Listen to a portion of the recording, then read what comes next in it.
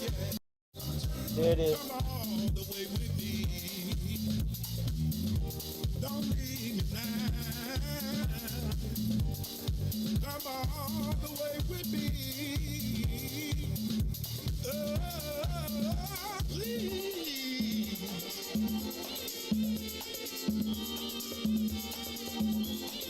God's gonna turn it around.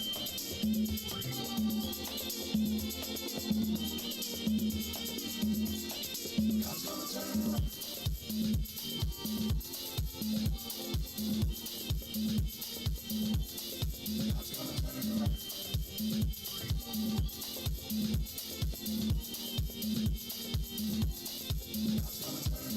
Glory to Gethsemane, Golgotha to the grave, from the grave back to glory.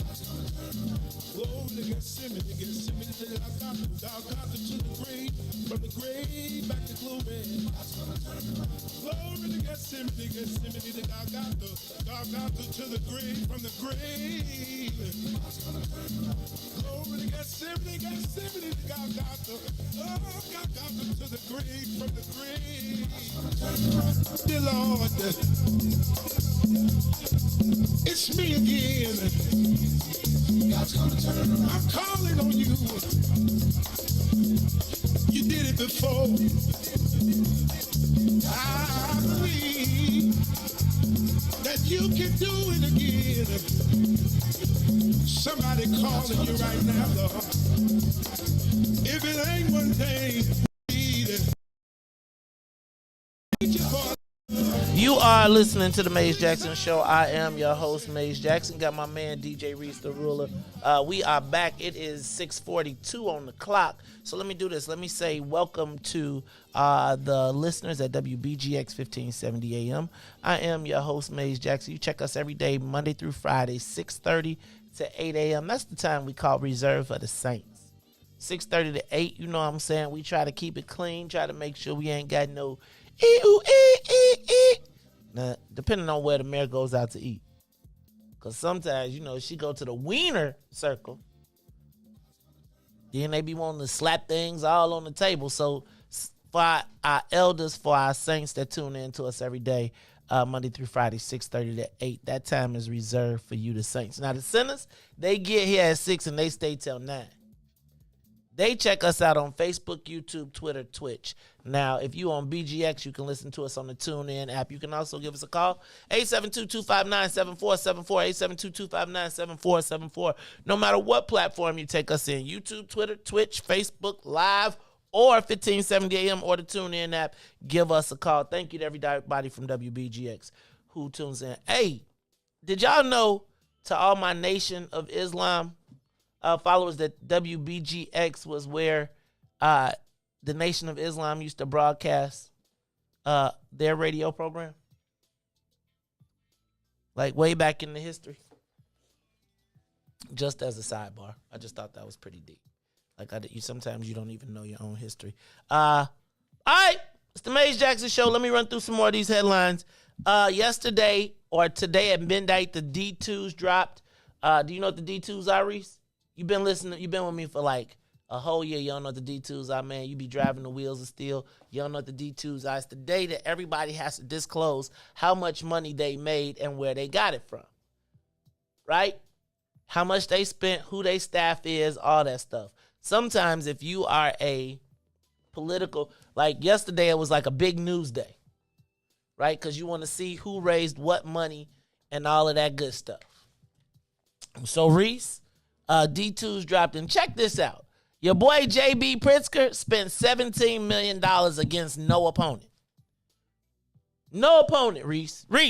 All that state money. It's his own money.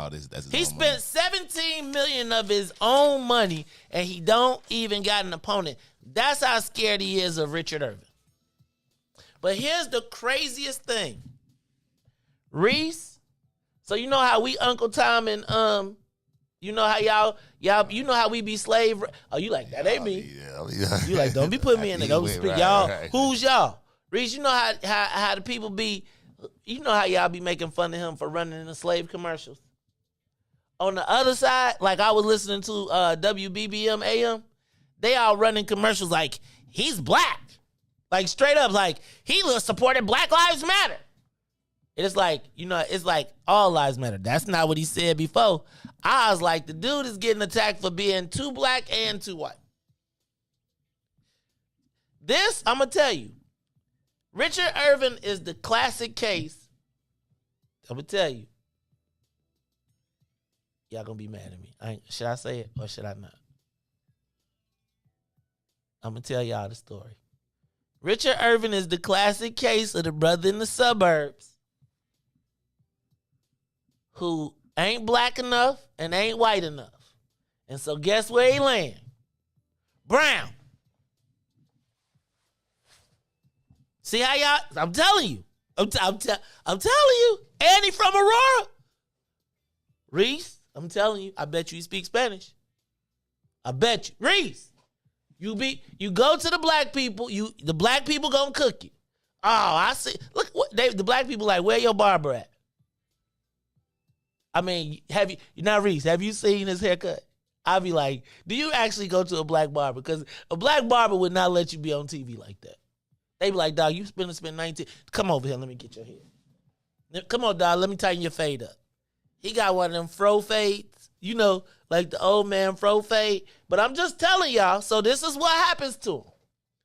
So I was listening to white radio yesterday, and the white radio stations was like, he's Black Lives Matter. He supported a black person when they were killed. Don't support Richard Irvin because he supports Black Lives Matter. Then he turned on Maze Jackson show, slave running Negro, running through the, right? So I'm telling you. So now, here go Richard Irvin. Look, and here go the problem though, Riis. He an attorney. He got a little cash. Somebody is like, there's some value there. So what winds up happening, Riis? Can't go to the hoedown. Downstate. Being too black. He can't go with, if he go downstate with, you know what I'm saying? The white guy's gonna be like, oh, hell no. Y'all are not finna be all up in. I know what the TV commercials say, but we ain't with it. Right? And when he go somewhere in the suburbs, a lot of people be thinking that could be my daughter. So, Riis. So guess where, Rich? I bet you.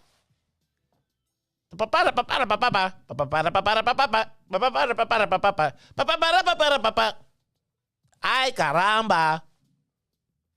I'm going to tell you, Riis.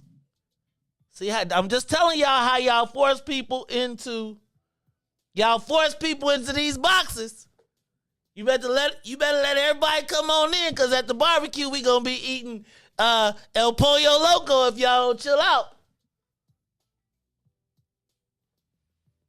We going to go to the barbecue. They ain't going to bring Popeyes. They going to bring El Pollo Loco. Tennille, El Pollo Loco. All right, y'all. It's the Maze Jackson Show. I'm your host, Maze Jackson. I'm going to get off Richard Irvin's hairline. But golly, Riis. Can you call Mike Brown? Juan Thomas. Can y'all call that brother and get him to can y'all at least put a black barber in the joint? Like, so the black people won't be confused.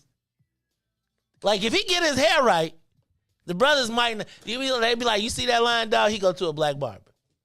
Right? Like, give us a context clue. Let us know you watch. Maybe he got to put on the least offensive Negro. Like, no, Riis, you can still get your line. Yeah, you can't go. He go to haircuttery. Right, he go to like Supercuts. Oh, Riis, he can't. He get his hair cut off the Supercuts app. They use scissors. They use scissors, the whole time. But listen, he got to stay in the mix. He can't look too black, So that's the little black white person look. Nah, that's why he can't get no beard, like with the super line. Right. He can't get no Beijing. Like he can get a line, Riis. He got the light bulb. Right. But he got to get the light bulb tightened up, Riis. He at least got to be old man fresh with the light bulb. But it got to be like a 40 volt. See, we can't turn up to like 80 volt or something. Because then they going to be like, they going to look at him like, wait, too much swag. Like, you know how he black can't have, is. He got to walk tight. He got to walk with his, he got to be walking, You can't do that. But yeah. Oh, Riis. I'm just telling y'all, if y'all would have heard these commercials for him against him, It might have well has been like, oh, he's a nigga. They might as well. I was listening to that commercial like, what are white people thinking when they listen to this? They was playing clips of, and he said he supports Black Lives Matter when they, and then they clipped to the girl with the Gucci. Remember when she said, I don't care if they steal the Gucci store. They deserve it. He support. It was, like I really, I just felt it was unbelievable that those commercials were running like that. And it's like, can I tell you the crazy part? We have no clue. Like we have, because ain't nobody going to WB. I'm not saying nobody, but like there is a whole world of campaign that is happening right now in the world, Riis, that we are not seeing at all. When I was in Champaign for the Bros 50-year reunion, I was like, oh, they got a whole different set of commercials going on down here. People coming out with rifles and shotguns. I'm a hunter. I believe in our Second Amendment right to kill these black people if they get too far out of pocket. And I'm ready. Vote for me. Right, and awesome. Vote for me and I'll keep them colored. I'll keep the white people white. Yes, I'm a Trump supporter. I think Richard Irvin got a cowboy commercial though, Riis, downstate. Riis, if I find that cowboy commercial, you still with him? You still rock? What if he got a cowboy come up, chink, and he got a hat, he got a cowboy hat on with a straw in his mouth. He's like, just want to say I'm Richard Irvin and I'm the baddest cowboy in this town. Vote for me. You feel me? How you gonna spend that one? Vote for me. He got to get his boots from Al Callis then. Right? Yeah, hey, man, Joe. All right. I'm just telling y'all. Okay, it's the Maze Jackson Show. I'm your host. I'm off of, did you, man, Joe. Russia is kicking Ukraine. They are like straight up eliminating them. Like for real, bro. And I gotta ask,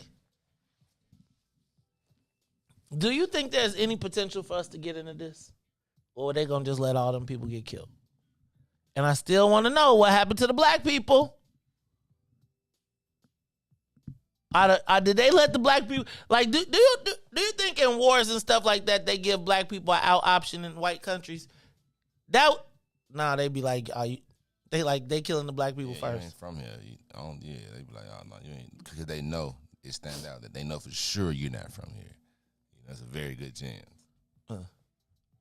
Okay.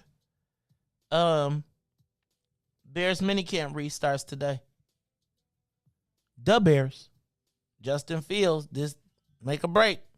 Think this is make a break year? You got in 2 years. You got to see him. It's a whole new coach out there now, so you got to really see. It's kind of hard to really adjust, especially as a rookie. Not as a rookie, but as a new player. So you already then came in from learning college, and now you got to go from college to the NFL, and then you switching coaches and everything. So he's still in his learning curve. So, man, I don't know if you got all that learning curve these days. Yeah, I mean, the Bears fans gonna be like, run him out. If he ain't got like 30-something plus touchdowns this year. No, we're not gonna have that. He's not built like. If you're looking for 30 touchdowns, then if this was FanDuel, take the under. Take the under. He's not throwing 30. I'm being right. I see him. Devin, don't start. Devin, I give him about 22 at the most. Devin is the fakest Bears fan in the whole world. He's really a troll and a spy. Devin Gordine. We're going to talk about your local school council. Don't make me hate on your local school council election because you around here voting on the Bears. Riis, where them commercials at? You do Devin and, did you do them? Yeah, you got to let it sneak up on him. Nah, we can't let him sneak up on him. The election coming this damn week. Oh, okay. All right. You got to let a surprise. Oh, it's a surprise. Okay. Well, let me stop. Let me not blow the surprise. Local school council elections are this week, high school and grammar school. We talked about this, and shout out to Devin, who was already on top of it, and shout out to Ruthie, who took the call from the Black People First meeting to run for a local school council election. Just want to let you know there are a lot of open spaces, too. The election is tomorrow. What you know? All right, so, look, we want to support them. We're going to talk about that a little bit later as well, the local school council elections. We're going to try and get Ruthie and Devin to call in at 8:30 so they can tell us about theirs, even though we know Devin going to be calling in to troll us on the Bears. Also, I was looking in Cranes today, and I saw the story of the cannabis cartel being sued. They are alleging that the Pritzkers, the Wrigleys, the Covlers, and a few others have formed a cannabis cartel in Illinois, Riis, that takes a $300 pound from California and raises the price to $5,000 in Illinois. Now that is gangster, and it's all legal. Remember when I told you wealth is legislated? Y'all don't be wanting to hear me though. Yeah, I mean, and I, as much as I want to support my local weed, and I do, this, like, we gotta get a cut, man. Riis, like, who's our? It's like, it's kind of funny because, like, what they're doing is the same thing. Like, if you watch Narcos, they're doing the same thing, except they're not using guns that we know of. Like they said, if you read the lawsuit, they say they typically battle each other for sales, but they've worked together to keep everybody else out, and they literally called it a cannabis cartel. Now I gotta tell you, I do think I think we were the first maybe to start calling it a cartel. But somebody else done took it to a lawsuit. Mario, you back, man? Could you get this dude in the comments, please? Get one of your I call y'all the fatheads, right? Because when I made y'all poster for the show, y'all look like them fatheads that they be at the games, because I just cut y'all, right? Because Devin was trying to look hard. And Mario was trying to look all chipper. He had a bow tie on, like, and you know Ness trying to just Ness.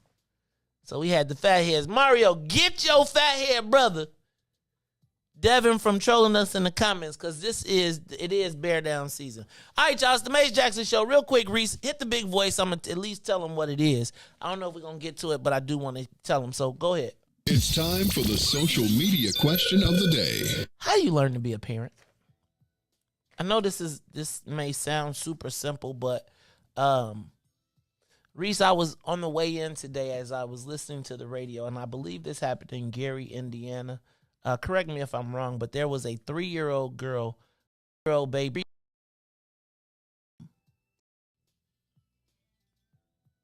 The police were called to the scene. She was found half naked with welts all over her body. And eventually it was determined that she had brain trauma. She was then taken to the hospital where she died later. Now, Riis, when I heard the story initially,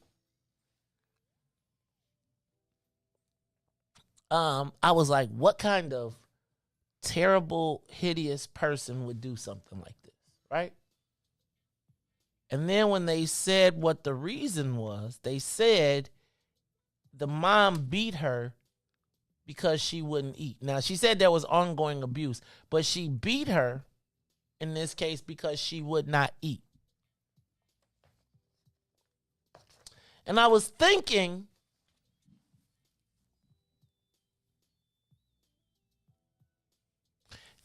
who teaches you how to feed your child if nobody taught you how to feed your child? And if the only response you know is to cause pain, like, it dawned on me that potentially she knew no other way to motivate the child to eat. Right? And how many times were we as kids, when we didn't want to eat something, we had to sit at the table? And we told, you had to eat everything on your plate. But it got me, and so when I my position on the story changed a bit. Now, I don't think that it was right in any way, shape, or form, but I was thinking about how many of those kids, Tania, you say the internet, but how many of those parents are looking at the internet and seeing the kid smoking the blunt with the gun looking cool? I'm not excusing it, but I am asking, how do you learn to be a parent, right? Because yesterday at the same time, Marshall, you'll like this. Yesterday, my son went to go play at the Chicago Demons, right? And Riis, it was one of them moments like on Blackish. Like when you go and you see people playing for it, like they playing again. I ain't gonna say it like that, but it's like he was looking like, this ain't Deerfield. And it was that moment when I was like, and he was looking at me like, you ready to make me do this? And they was looking like, oh yeah. And they was at it. Like they was like, oh, new dude, you ain't finna come here and play. Oh no, you ain't, right? And I wanted to jump out there, right? And be like, man, get up off my boy. Like they throw him the ball, they trap him in the corner and 4 people, right? And he already, right? And I gotta say to myself, like, I could go grab the ball or go be like, get off, let's go, man. We ain't playing this. That ain't fair. Or I could say, and I just was, and it was kind of tough. Because it was, man. And I was just thinking, how do you learn to be a parent? And I know it's easy, seems to be easy, but Riis, how we got all these kids out here that are willing to pick up a gun and kill without recognizing like I felt like there's a point where you just innately know right and wrong. But if you don't know right and wrong, who taught you? When you didn't eat, you got popped instead of eating. Instead of somebody doing the airplane. Do people still do the airplane? Right? What if your parents missed the airplane? It's a lot to think about, man. It's the Maze Jackson Show. I'm your host, Maze Jackson.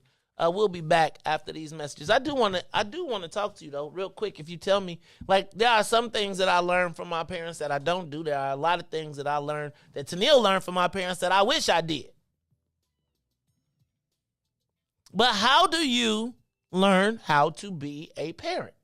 Especially if nobody taught you, but you got a kid.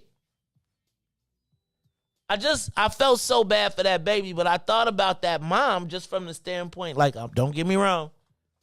I feel like, yeah, but I do feel like she obviously did not know what to do to make that child. And then to hit a 3-year-old to the point,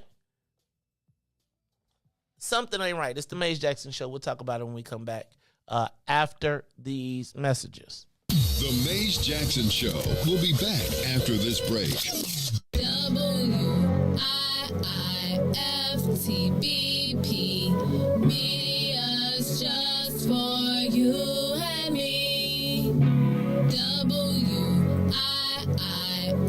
WIIFTBP, media's just for you and me.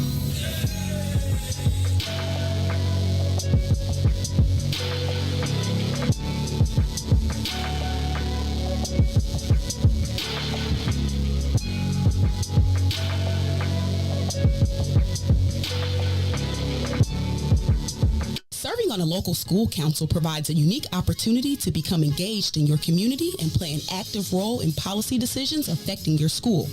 LSCs are critical to ensuring positive student outcomes and a dynamic school environment. Local school council members are elected every 2 years by parents, community members, and school staff. Chicago Public School local school council elections are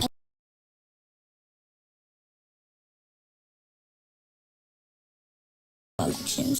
Don't Don't forget to cast your votes on April 20th for elementary school candidates and April 21st for high school candidates. These LSC elections are the epitome of local politics. It is so important for us to pay attention to what is happening to these schools in our communities. On Wednesday, April 20th, vote for Ruthie Moore for Arthur Ashe Elementary School. Vote for my daddy, Devin Gordine, for Woodline Community School. Let's go vote for our children. The future is now. Why money ain't free? Why can't you just give it to me? I don't wanna work for nobody. I'd rather keep doing me. Why money ain't free? Why can't you just give it to me?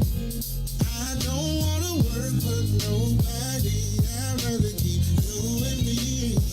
Why money ain't free? Up in the morning with the frown on my face, cause I know it's another day that I gotta face now. For people I don't wanna see, working at a job that I don't wanna be, breaking my back to the bone with nothing to show. But I got dreams and goals, but as soon as I clock in, I'm ready to go. So there's one thing I gotta know: why money ain't free? Why money ain't free? Why can't you just give it to me? Give it to me. I don't wanna work for nobody. I'd rather keep doing me. Why money? Why can't you just give it? Why can't you just give it? I don't wanna work for nobody. I'd rather keep doing me. Why money ain't free? Rocking in a 9 to 5, got your girl hella tired. Why won't they let me be? Now I understand why my mama always used to ask, did I think money grew on trees? I got these bills after bills and they just keep coming. Working overtime but my pockets ain't flooding. Yeah, my funds low. A dog life is dead. Why money ain't free? Why it ain't free? Why can't you just give it? Why can't they just give it to I me? don't wanna work for nobody. I'd rather keep doing me. Why money ain't free? Yeah. Why can't you just give it to me? I don't wanna work for nobody. I'd rather keep doing me. Why money ain't free? How the money ain't free. Every 5 minutes kids bothering me. They seem to think that money grows on trees. Always asking for allowance and clean one thing. Sick and tired of my funds being low. Spent the whole bag on the groceries at the store. Got a little something but I need a little more. And I'm a single mama, you should already know. Why money ain't free? Why the money ain't free. Why can't you just give it to me? I don't wanna work for nobody. I'd rather keep doing me. Why money ain't free?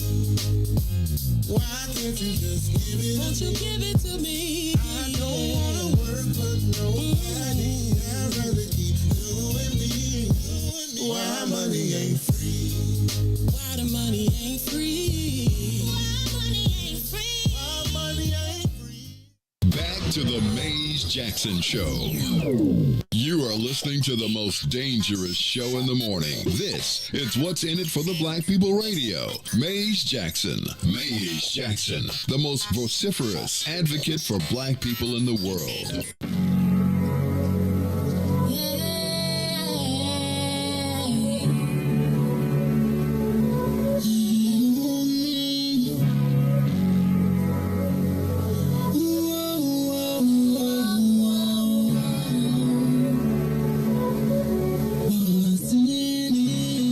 What's in it for the black people? 'Cause economically we are not equal. Waking up to life, can't dose no more. I told y'all, yeah, this a dangerous show. Don't go to church if you ain't trying to help us. Don't even try to be around and can't protect us.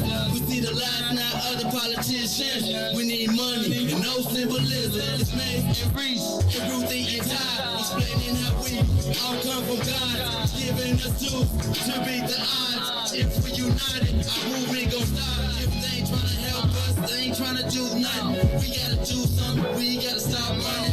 It's It's time to confront the problem. Really, you expect you oppressed to solve.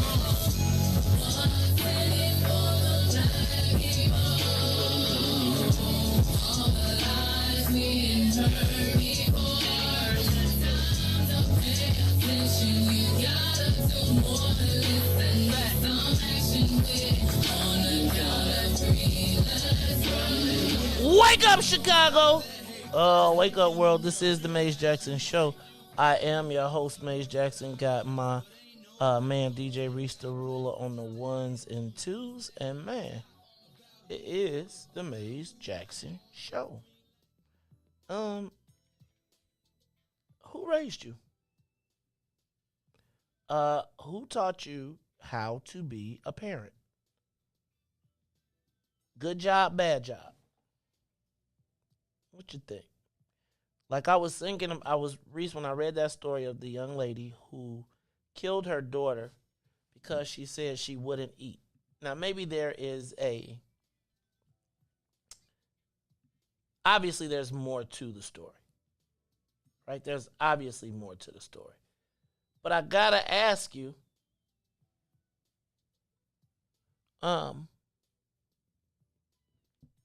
who taught Riis? I thought I have always believed that there is just an innate sense of right and wrong.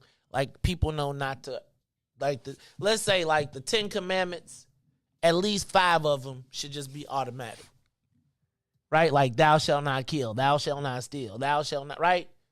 But it's come to my attention, or it seems like there is,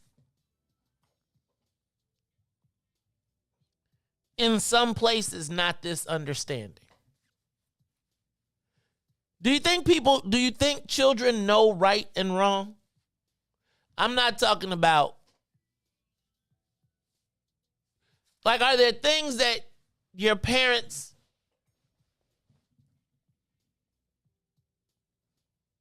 I don't know. Riis, how did you learn to be a parent? From your parent? From your mom? Your dad? Did you take there were things that you did that you liked and you didn't like? How did you become the parent that you are? First of all, describe your parenting style. You know what? I really don't know how to describe it off the top of my head, but I can tell you, I guess the way that I became a parent is, you know, really looking at my mom, she kind of raised me. My dad, he's in the picture, but I lived with my mom my entire childhood life. You know, I went to go visit my dad and everything. I guess I just learned from looking at what she did. You know, I took the good, the bad, and how I wanted to change it. You know, that's kind of how we always look like, you know, man, when I get my kids, I'm going to do this and that.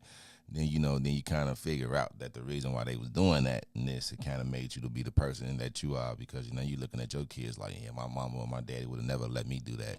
So I believe that, you know, if you do have your parent, then you kind of, unless your parent was bad, you know, then you do the opposite. But if you have a good parent, then you try to ideal yourself around your parent with a little modifications. But this year, you know, I mean, I'll be thinking parents are a little soft now, you know. But I categorize myself as a soft parent. Yeah, parents be a little soft now, you know. I do categorize myself as a soft parent. It's certain things that I'm allowed. But I be feeling like a complete failure when I go by Aunt Neil, because Reagan be like, yes, I will. Reagan will run the whole office, the whole joint. Boog be like, when are we going to basketball? Now I love my son, but I don't I make him earn stuff, but yeah, but you know what I'm saying. But that could be because in your life it was different, you know. So you want to change it. So I feel like there's a combo, right? I feel like I'm so grateful. Let me not say it. I feel like all of the things that I learned as a kid growing up, whether I liked them or not as a kid, they all kind of added up. Now, there's some bad parts of it, like with my attitude and just kind of, but I feel like I was well equipped for adulthood. Once I stopped acting like a knucklehead, I was well equipped for adulthood. Now, I think I did a poor job. I don't think that my parents necessarily brought me up on, like, I saw them pay bills, but I didn't understand the gravity of credit and all of that stuff, and I jacked that up. But when I thought about that girl and beating her child because she didn't eat, I said, who did she have to call to say, my baby won't eat? Right? Like, say, like, if Jersey don't eat, I'm sure Milan can call and be like, hey, she not eating. But if you don't have that, where do, like, shit, like, remember we had talked about mandatory parenting classes at one point? Like, are there any requirements that circumstances that should mandate that you have to go to parenting class? Because I do feel like there's a disconnect. Riis, I don't know that all kids know right and wrong at this point. I agree. And I don't understand how that's possible. Unless the people in front of you don't know the difference between right and wrong. Like, do you think that there are people that think it is okay to shoot people? Like, yeah. Like, yeah, because in they mind is trained how they really grew up. So they could even know that, you know, it's wrong or some things happen, but their mind is trained to go. So their mind is trained. This is what they seen. This is what they family involved, generation. I got family members like that. Like they family been so deep in their generation is down. Like that's just them. But Riis, do not consequences don't matter? There's nobody that says, hey, yo, fam, this could end up with you in the pokey. I mean, but imagine if they went back there for years, you know, like I know somebody that, man, I'm telling you, I got family that didn't spend probably the same, like half their life in jail, 40 years old, and spend 20 of them in jail. You know, like at that point, I feel like they don't care about the consequences. Jail is not a factor. What about theft? Like theft from people that you know. Like,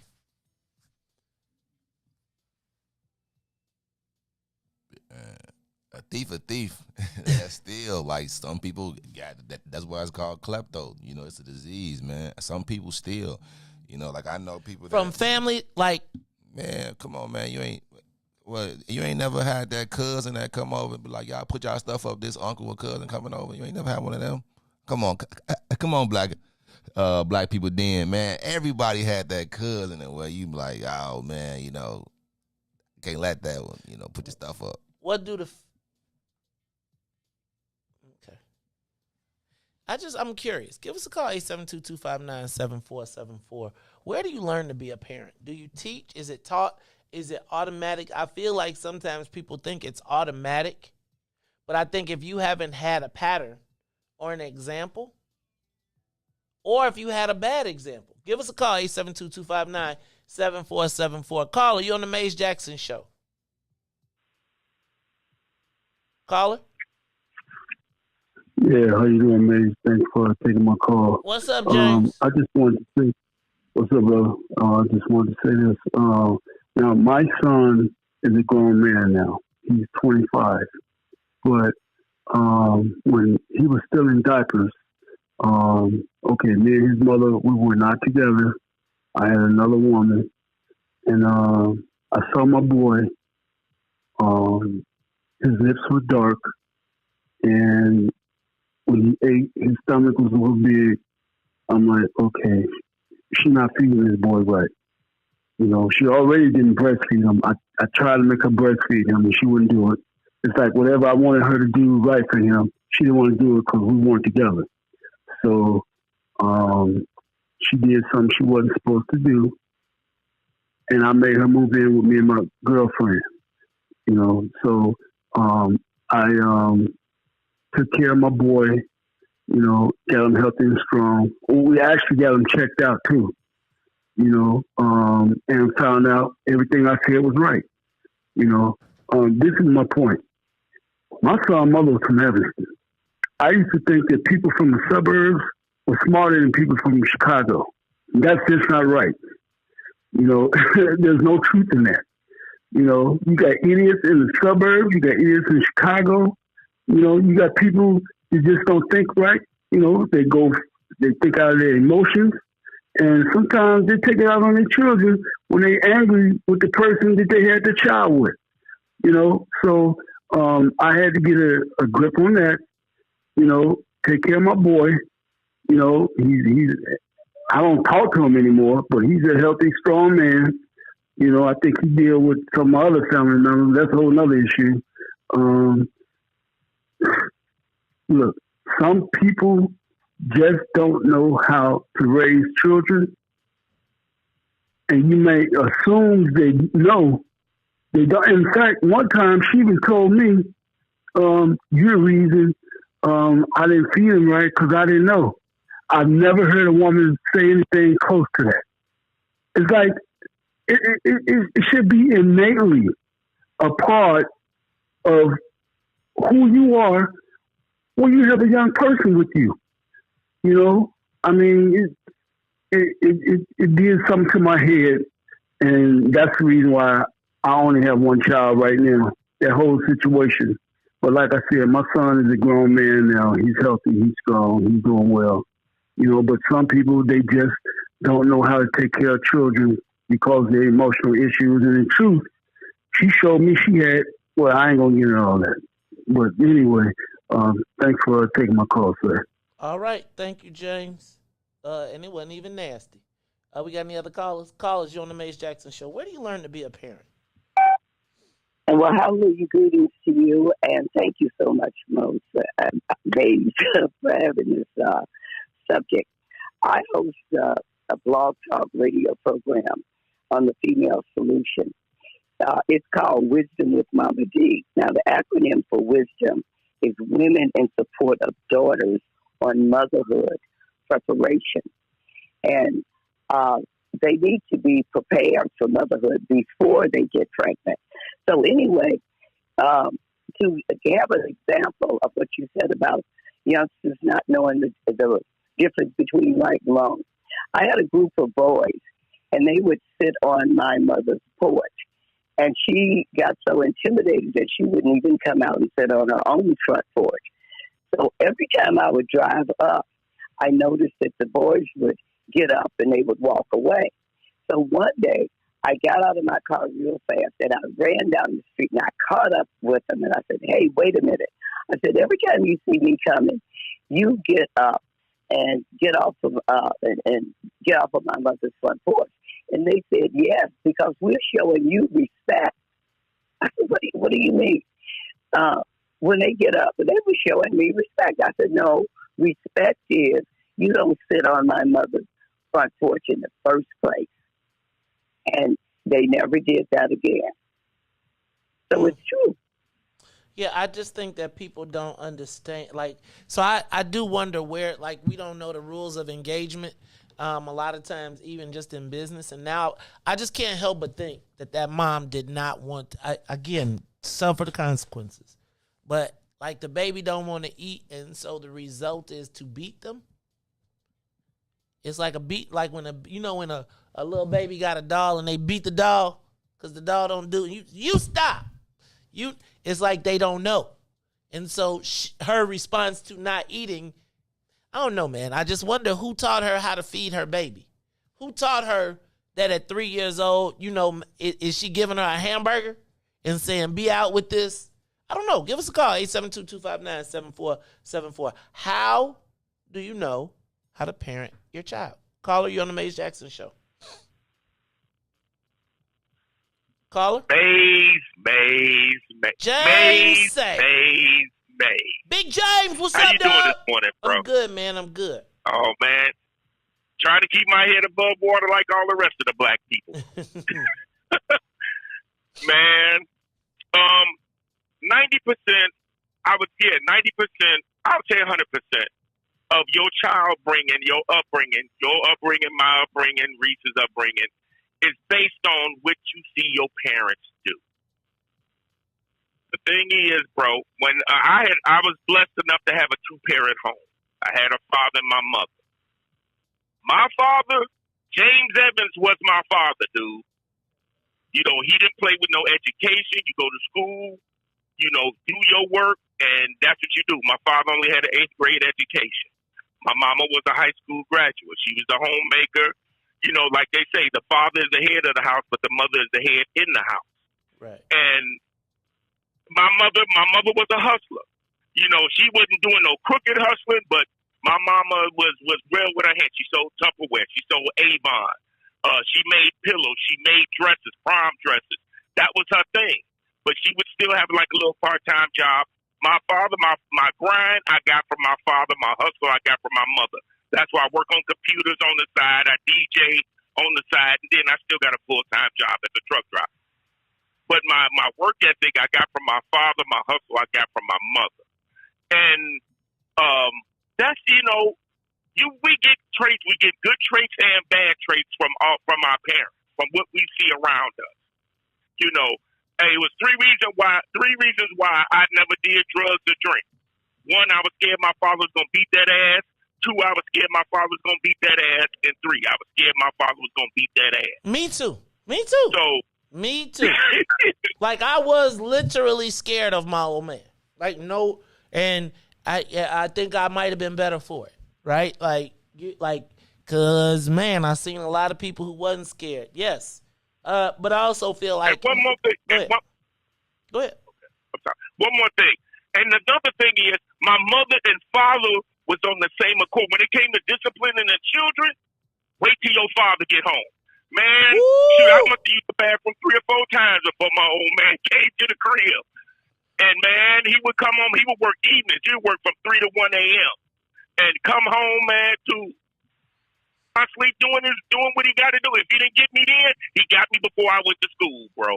Man. You know, so, but like I said, now, you know, and you know, we all say as we get older, I'm not going to do what my parents did to me. Some things need to change, but a lot of things need to remain the same. And our kids won't be in the situation that we in. I wholeheartedly agree. I think that a lot of, you know, like some things, I feel like overall I won. I think from the fact that I used to hate having to stand outside to put the fence up and have where all my other friends got to go run around and play and go just be like they ain't never have to do nothing.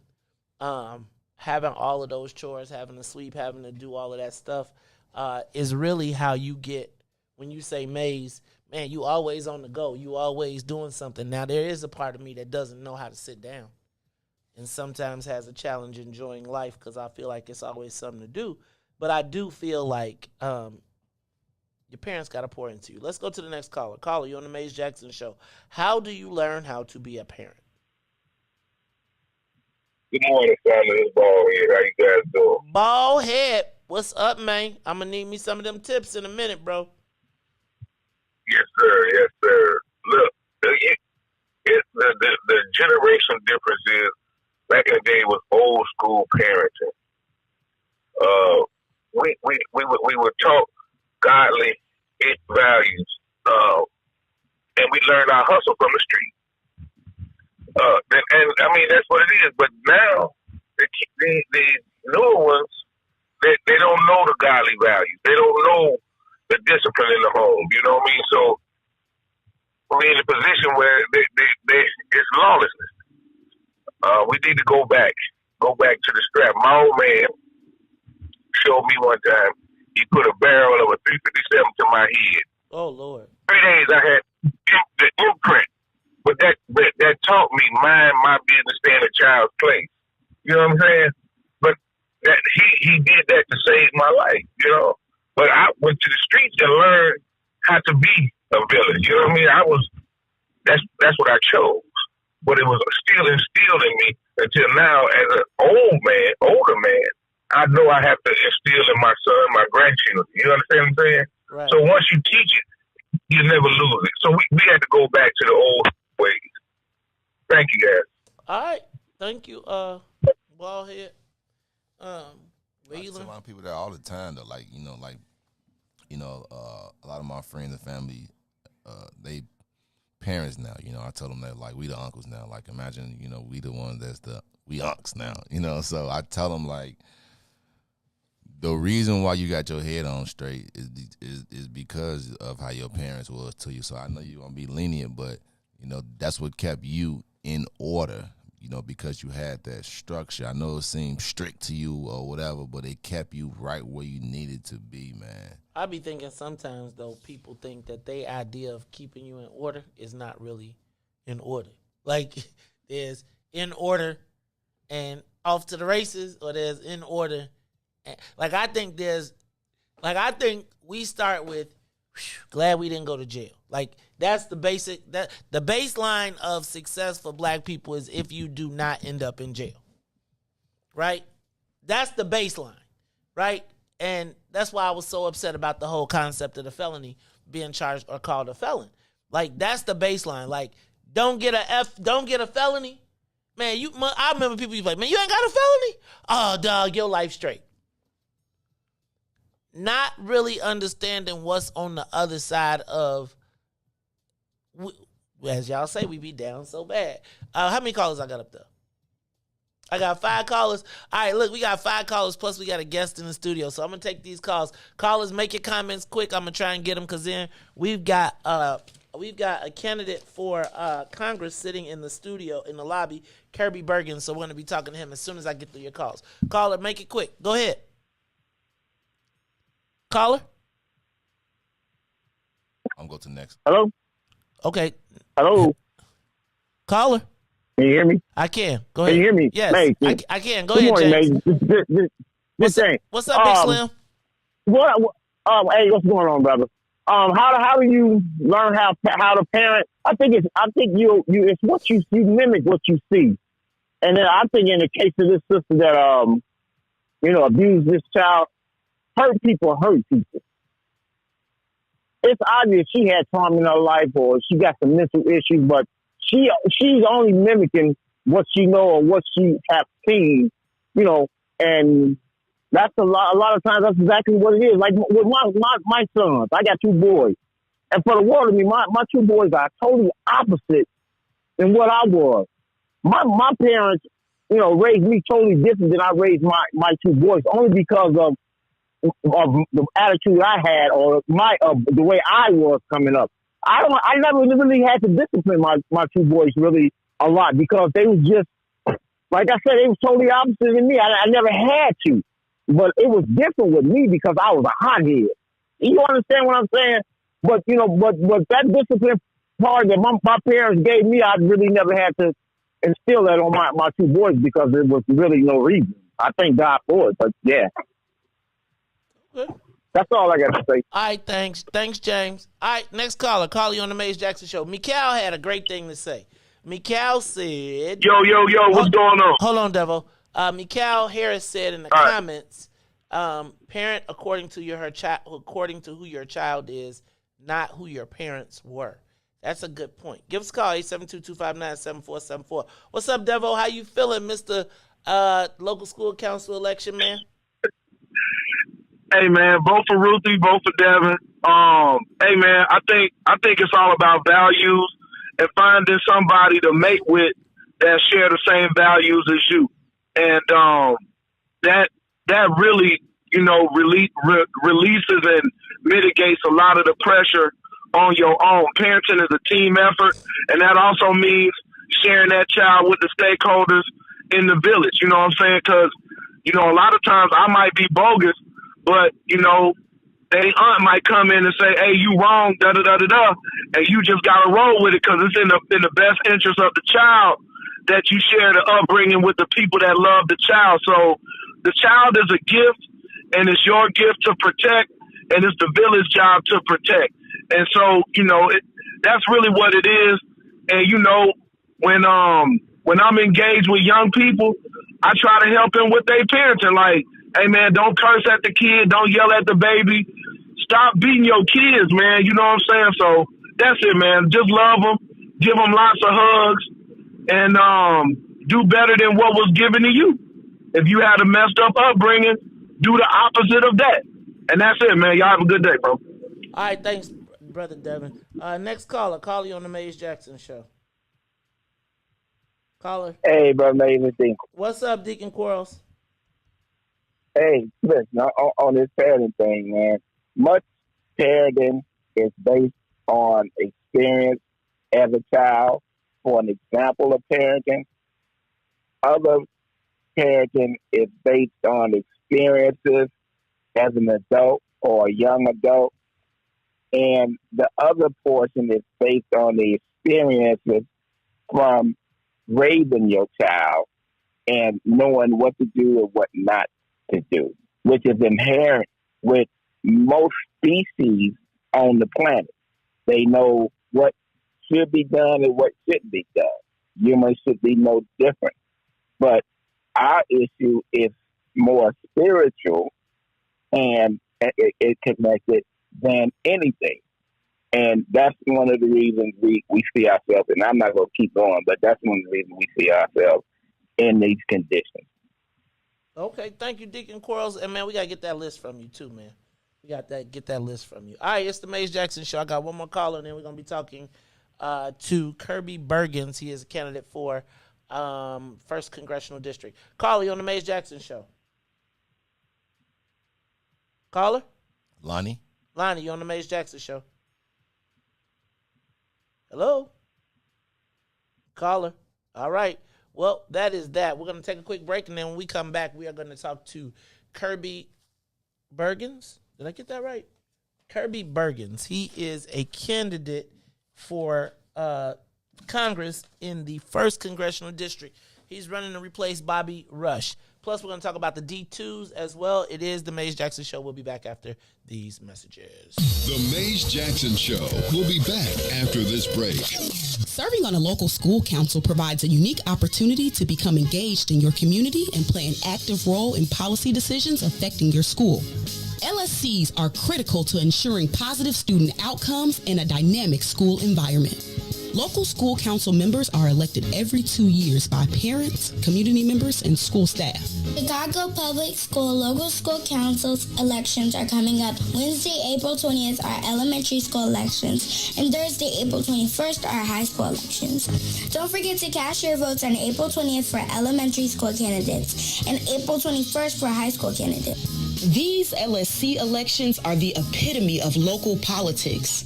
It is so important for us to pay attention to what is happening to these schools in our communities. On Wednesday, April 20th, vote for Ruthie Moore for Arthur Ashe Elementary School. Vote for my daddy, Devin Gordine, for Woodlawn Community School. Let's go vote for our children. Yeah, Ruthie Moore, Riis the ruler, Maze Jackson. This is the reparations interlude. We not asking, we demanding. So go on, make my payments high.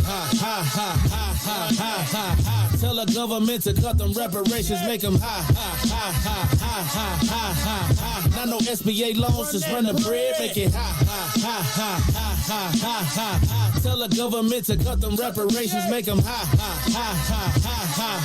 Look, and check it out. First drug lord was President Nixon. Oval Office was the trap house where he was tipping. Got the drugs from Nicaragua and gave us crack. Declared war on blacks. Man, tell him to cut the check and tried to make it seem like a revolution. CIA was the corner boys for distribution. We could tear this country in half for retribution. But I'd rather get some restitution, so tell him to cut the check. John Singleton, man, he already told y'all. He broke it down for you when he made Snowfall. They locked us all up and created whole laws. So send a message like a cold call. Tell them to cut the check. Look, we built this city. We built this city. Back, put this country together and gave them hella aid. A lot of blood, sweat, and tears. Over 400 years. Been punching the clock, but yeah, we still ain't got paid. Look, they paying the immigrants. They paid the Jews. Executive orders, man, they made the rules. I want my 40 acres, you can save the mule. Cause as of right now, we getting played for the fool. Look, forced sterilization, Tuskegee experiment, Rosewood, Japanese internment. Come on, was all paid out from the government. We waiting on our turn, we definitely earned it, so make my payment high. ha, ha, ha, ha, ha, ha, ha. Tell the government to cut them reparations, make them ha, ha, ha, ha, ha, ha, ha, ha, ha. Not no SBA loans, just run the bread, make it ha, ha, ha, ha, ha, ha, ha, ha, ha. Tell the government to cut them reparations, make them ha, ha, ha, ha, ha, ha, ha, ha, ha. Not no stimulus checks, just run the bread, make it ha.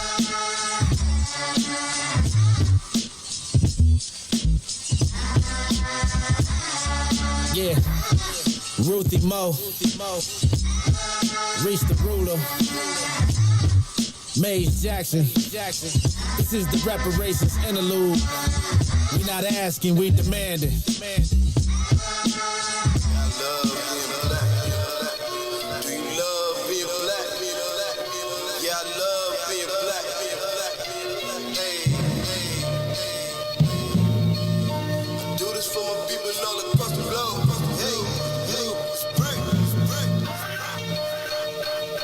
The skin I'm in fit me fine, tailor-made, yeah, I'm comfortable. And so it seems I'm still chasing my dreams. They told me, watch my steps, they want to pull the rug from under you.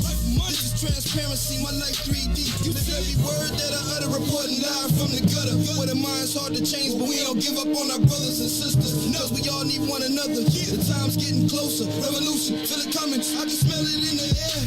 Inhale it, let it embody you. Because chances are the cops pull you over, they body you. Plus we don't trust each other, so it's just another obstacle. Why jump hurdles to make a change? It ain't optional. Olympian mindset in this booth with my binoculars. I see my vision getting clear. Justice what a prophet do. My music touch the people's soul. Black power gospel tune. So many styles, watch me kick them like they soccer moves. Falling rank and file, this is my platoon. Soldiers at attention, ain't no Willie lynching. This the program. Who they think they kidding? Reinvent the system. Total reconstruction of our mental stigma. This ain't a game, boy. Still they think I'm talking about Nintendo's. That's a shame, boy. Augment reality. Better fix your brain, boy.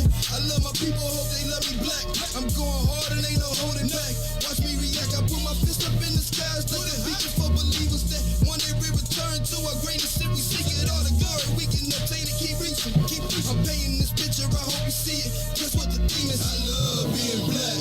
We turning up. I love being black. Say it loud. Man, I love being black. One more time. I love being black. Hey. Well, how about you to sing these tunes too? Customize for you a little something you can groove to. Feeling good about yourself. Melanated mood muse. Always service humble pie. We don't care about who's who.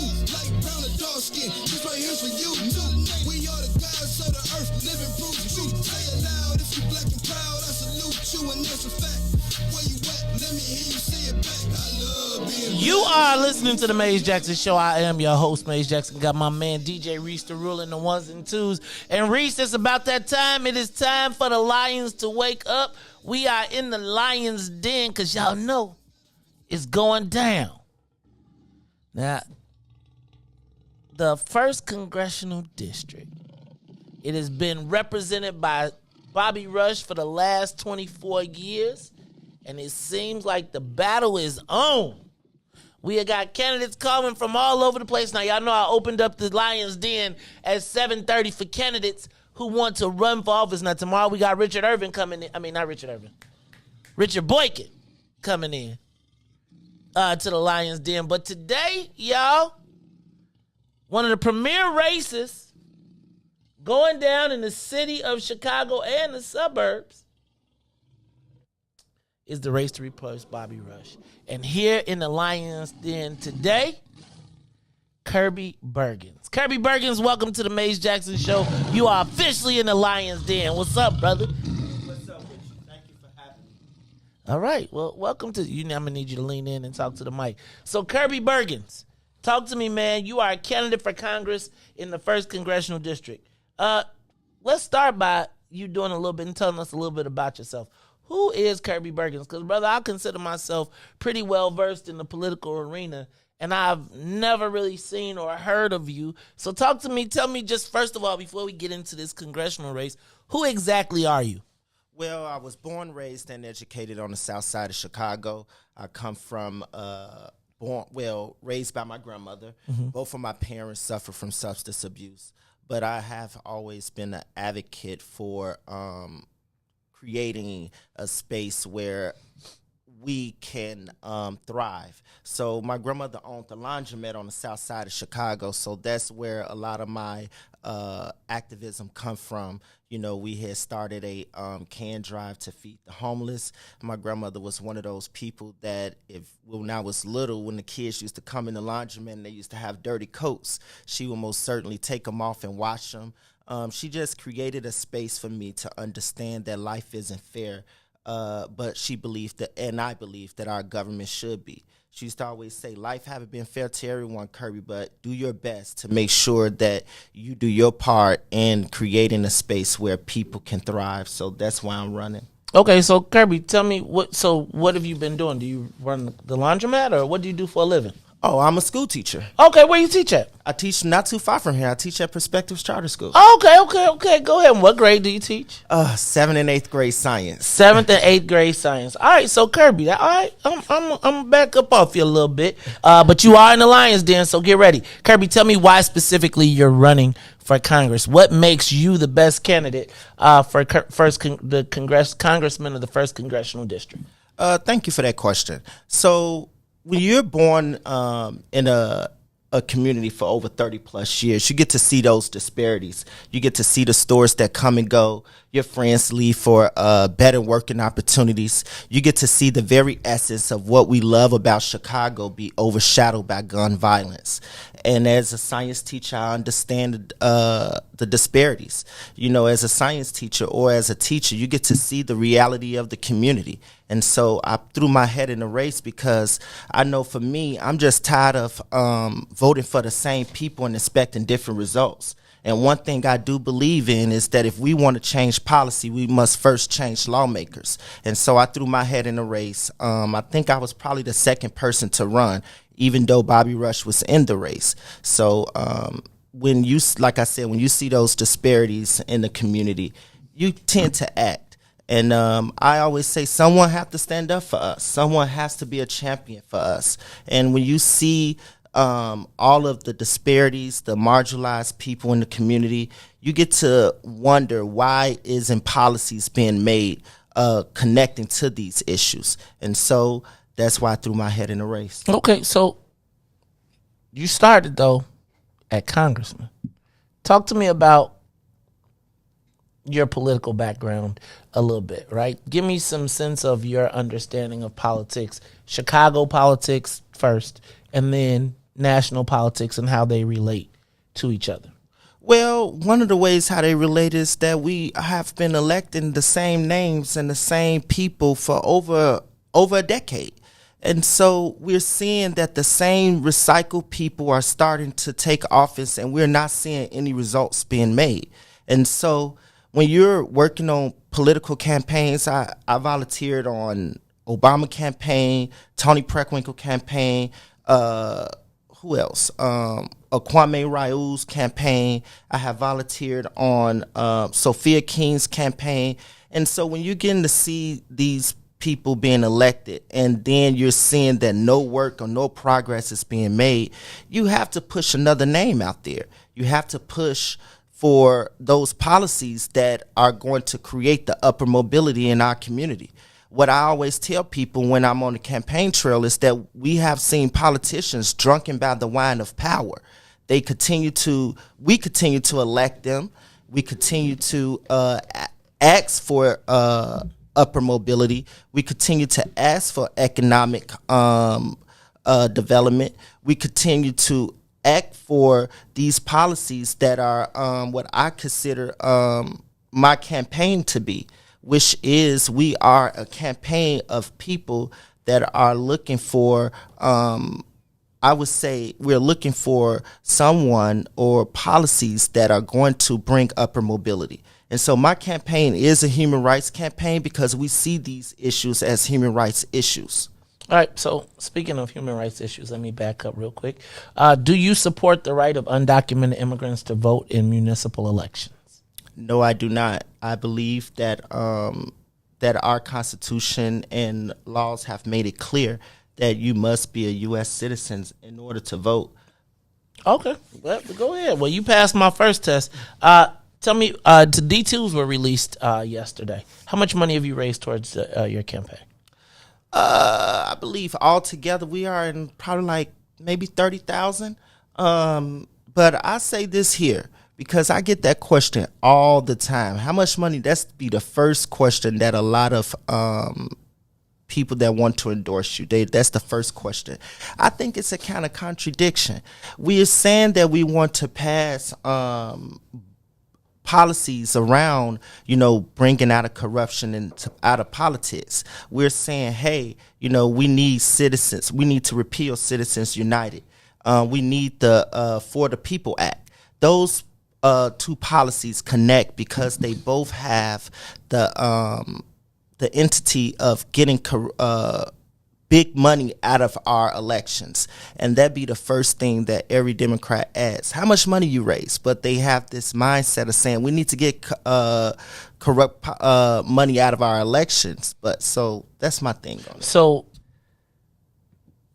then my question becomes, what's your path to victory in your mind? If you don't think that you've raised $30,000, right? This, in my estimation, you're going to be playing for billions. Right? So there are going to be very heavy moneyed interests eventually pouring into this race. What do you see as your path to victory? Because money, quite often for most elected officials, and I'm a realist, right, is not so much. I think there's a misconception that people, just because they donate money, are corrupt. I think money is necessary in campaigns to get your message out, to be able to do the things. So how do you anticipate getting your message out in an environment where there are 17 candidates and you have got to at least make yourself raise in the field? How do you anticipate doing that? So let me first be clear. I don't think that people that donate money are corrupt. What I'm saying is this here. What we have seen is that's to be the first question. It's not about policy. And I believe that it shouldn't be about how much money you raise. It should be about your policy. So where are you going to tell your policy? If I don't open up, so let me just ask you a question. How does Black Chicago right now know your policy of Kirby Bergens, right, candidate for 1st Congressional District, if we don't say that it's free? Oh, no. So this is what we've been doing. We have knocked on doors. We're knocking on doors. We are sending emails to potential voters. We are hosting meet and greets. We are out in the streets. We're listening to them. And I believe in storytelling. And so we're listening to their stories and we're telling our story and we are connecting to voters. So I don't I do agree that money has to be in the politics in order for you to get your name out there. But however, I don't think that it should be about how much money you raised. I think it should be about your policies. What are you going to do for the people if you're elected? Which I agree with. But I think for people to vote for you, they need to know your policies. Yeah. So how many votes do you anticipate it needing? Like when you talk about path to victory, how many votes do you anticipate needing to win this election? So by it being a crowded field, one of the things that because it's a crowded field, you won't need a lot of votes. So we're estimating that we can win this with about 25,000 votes. And what is the total vote turnout in the district? Last election, Bobby Rush. The last election, well, we can't count that one because that one was, I believe, due to COVID.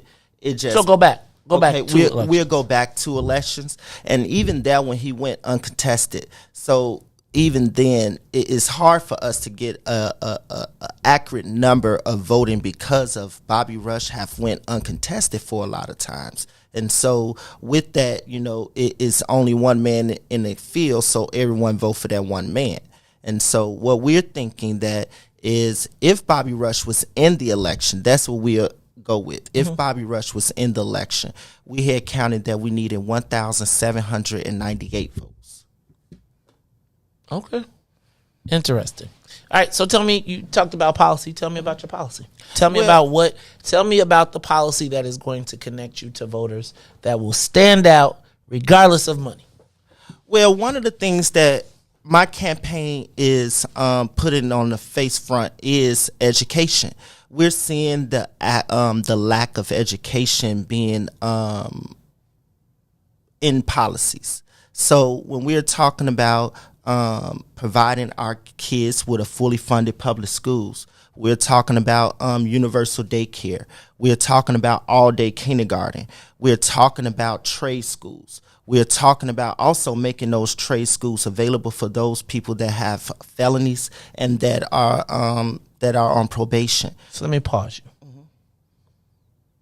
The environment that you'll be entering Congress in, most likely is that you will be a freshman in Congress in the minority party, with no voice. How do you anticipate getting work done in Congress as a freshman congressman? Because you're talking about a lot of things that will be the antithesis of House leadership if you were to be elected. How do you become impactful in a hostile environment where you will be at the bottom of the seniority list, as well as in a in a Republican controlled Congress, which is why so many people are retiring now, because they see the handwriting on the wall. How do you make a difference in that space? Well, you do exactly what Lauren Underwood did. Lauren Underwood went to Congress, and the first thing that she did was she got a bill passed under the Trump administration. So if you are a Democrat and you could get a bill passed under the Trump administration as a freshman elected official, it's possible. But let's back up. She was a freshman with a Democratic-controlled House. When she came in, she was under the Trump administration. The Trump administration is not that's the executive branch. Yes. Who controlled the legislative branch? That is the Congress and the House of Representatives. And who controlled it at that time? It was under Republican when she got that bill passed. Okay, I'll check that out. All right.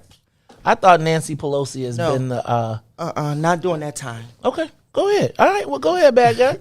All right. So you believe that during this time you'll be able to pass a bill, and what would be the first bill that you'd look to pass? My first bill I would look to pass is one of the things that I also learned from when Trump won was that we do not have a lot of policies that cater to African American men. And so we saw that a lot of them voted for Trump. And so our first bill that we're looking to pass is to lower the age for colonoscopy. When we saw that our Black Panther passed away from colon cancer, I also had a friend that was diagnosed with colon cancer. So one of the things that I want to do is have the insurance companies lower the age of testing to at least 24, because we're seeing that African American men are getting diagnosed with colon cancer at a younger age. And right now, I'm 38. So if I went to my doctor and I said, hey, I want to get a test, he would tell me that my insurance will not cover it because I'm not 45. Well, we need to lower that age at least to 24 so Black men can get that test and know what's going on with their bodies. All right, Kirby. Let me ask you this. Reparations, do you support economic reparations for Black people? Oh, most certainly I do. All right, Kirby, I'm gonna be honest with you. I see a lot of potential in a young brother like yourself, and please don't take that offensively. Who have you worked? I noticed that you worked with a lot of people on campaigns, and that's usually the first step. Tell me about your experience in working with those people, and why didn't you continue working with them? And that'll feed to my next question. Well, I'll answer your last question. Why did I not? Let me pause you real quick. I got to say thank you to everybody from WBGX 1570 AM who is tuned in to the Maze Jackson Show. Catch us every day, 6:30 to 8 a.m. right here on WBGX 1570 AM. Now, if you want to continue this conversation, you want to hear with Kirby, we're going to go until about 8:05. So catch us on Facebook, YouTube, Twitter, and Twitch if you want to continue the conversation. Go ahead, brother. So when you first came in, because I was asking about your political experience, and I noticed that you had worked on quite a few campaigns. Did you ever work on staff, or did you ever continue that? And if not, why not? Well, I'll answer that question, why I did not. Well, because of the fact that I never really saw myself in politics. I'll be honest with you, as a gay Black man who come from the South Side, who not one but two parents suffer from drug abuse, drug abuse, you don't see yourself in politics. You don't see your people voting for you. You don't. It's like you feel like you don't belong there. And so when I seen, I'll be honest with you, when I seen the election of Lori Lightfoot, when I seen people like Pete Buttigieg who ran for president, it puts a different fire behind you. It lets you know that you can be in this arena and feel like you belong there. I'll say, when we're talking about representation matters, this is one of the reasons why I jumped in this election, because representation matters. And so why I didn't stay, because my goal was to be a school teacher. I love teaching more than I love anything. It's my passion. I always felt that was the way that my legacy can continue on as being a school teacher. But when you're seeing the inequities in our school system, when you're seeing kids going through the same issues that you went through, when you're seeing the reality of your community where both parents either working a job, where you're seeing kids either living in a household with one parent and that parent is working all day long, someone has to come up with policies to help bring upper mobility into our neighborhoods. And so I didn't stay on because I felt as though when students go into a classroom, I wanted them to see a black young face so they can see, hey, representation does matter. When we're seeing kids saying, I want to be a basketball player over being an educator, we need more representation. And black men in education, I always say that we are unicorns, because it is not common at all. If you go to a school, you'll probably see a male black teacher, but he's probably like the gym teacher. And so with me, I wanted my kids to know that you could be a nerd, you could be a science teacher, and you could be anything in this world as long as you put your mind to it. And so, no, I didn't join. And I had offers, but my goal was to be a school teacher. So you mentioned the fact that you are a gay black man. One of the challenges that we have right here on What's in It for the, or not challenges that we have, but one of the things that we often talk about is the competition of resources between the LGBTQ community and the black community. I often call theirs a racial totem pole. And on that racial totem pole is kind of like white people. Then Asian is like 1B, right? Then you got, like, now it's Latinos, and then you got black folks. And I see the LGBT community, I see white women also on this poll when you talk about diversity and inclusion. And now I see the LGBTQ community making an advance in that space, right? Onto the economic empowerment and really into the set-aside programs. Or not set-aside programs, but I would call them the set-asides, for lack of a better word. My first question is, do you believe that there should be a business designation or a special category for LGBTQ business owners? And I bring this up because Ray Lopez brought this up on the show. There is right now a tremendous movement, and I think as a congressman, you would have to weigh in on this. Should the LGBTQ community be moved into the same category as blacks, Latinos, and other discriminated against categories? So let me start off by saying this here. African Americans and, well, I'll say this. Gays, LGBTQ community, we are, and African Americans, we come from different communities. And so although we may be black, but our struggles are kind of different. When I go into a store or any place, the first thing someone recognizes is that I'm black. And so I don't necessarily think that it should be a specific store. Is that what's not store? So you know how it's 20% in Chicago is 26 and 6. 26% of all contracts go to discriminated categories, and then you've got 6% that go to white women. White women got themselves carved out of this, which was initially the set aside for blacks and Native Americans. Then undocumented, then Latinos got into it, then Asians got into it, and now we're seeing a movement nationally to have a business dedication, a business category, and contract set-asides specifically for the LGBT community. It's actually happening in states and legislatures and municipal governments everywhere, where they are having a requirement that to do business with this municipality, that you must also now start to include, consider LGBTQ companies. Do you support that? Yes, I do support that. What would be the litmus test? How do you prove that?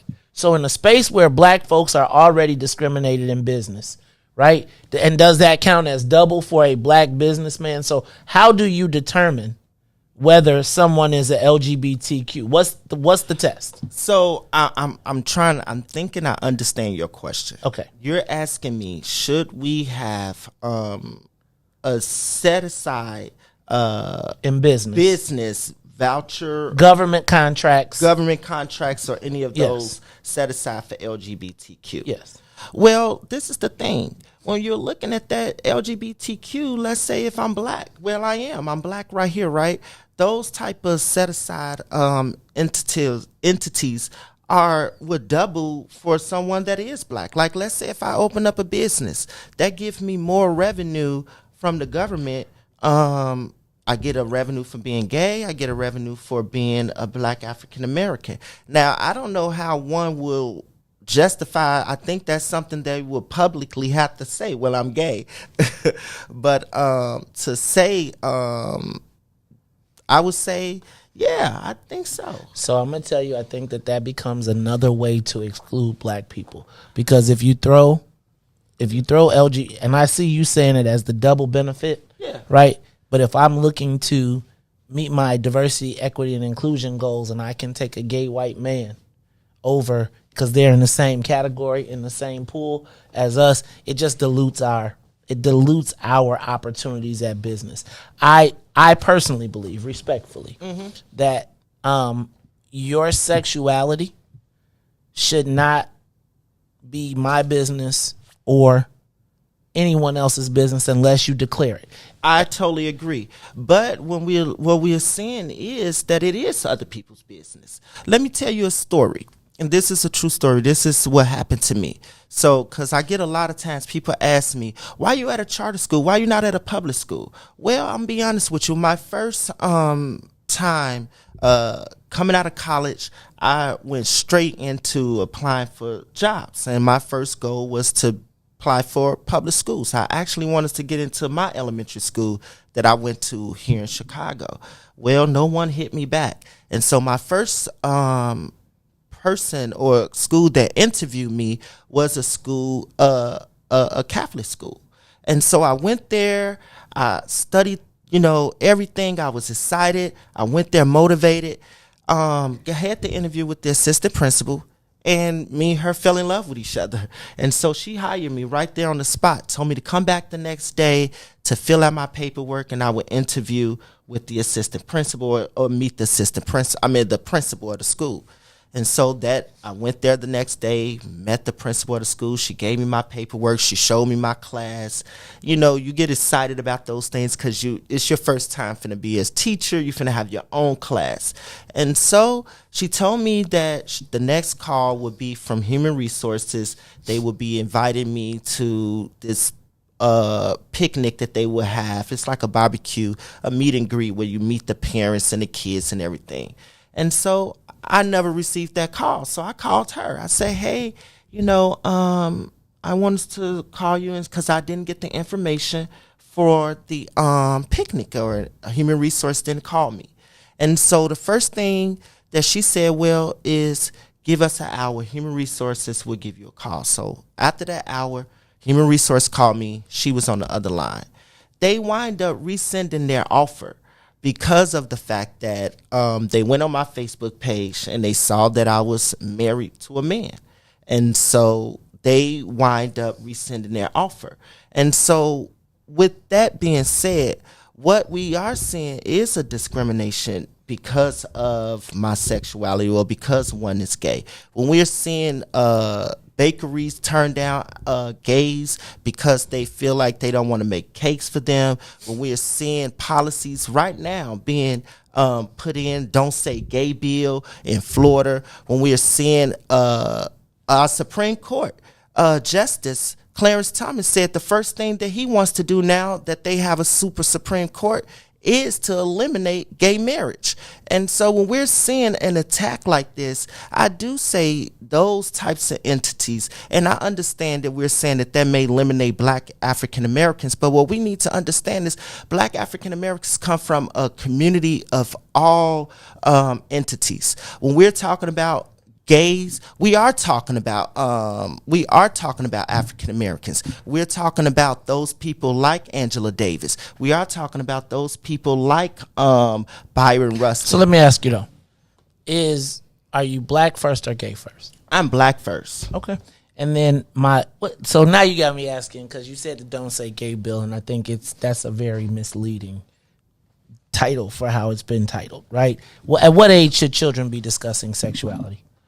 In your estimation. So in my estimation right now, I say I'm a 7th and 8th grade teacher, right? Yes. And so right now in 7th and 8th grade, I have kids that are literally indulging in some form of sexual, I would say, relations. And so I think this is the age, and I'm being honest with you, that's one of the reasons that's why. 5 in Florida. In Florida, it's 5. They said you got to wait till after 3rd grade. Is that wrong?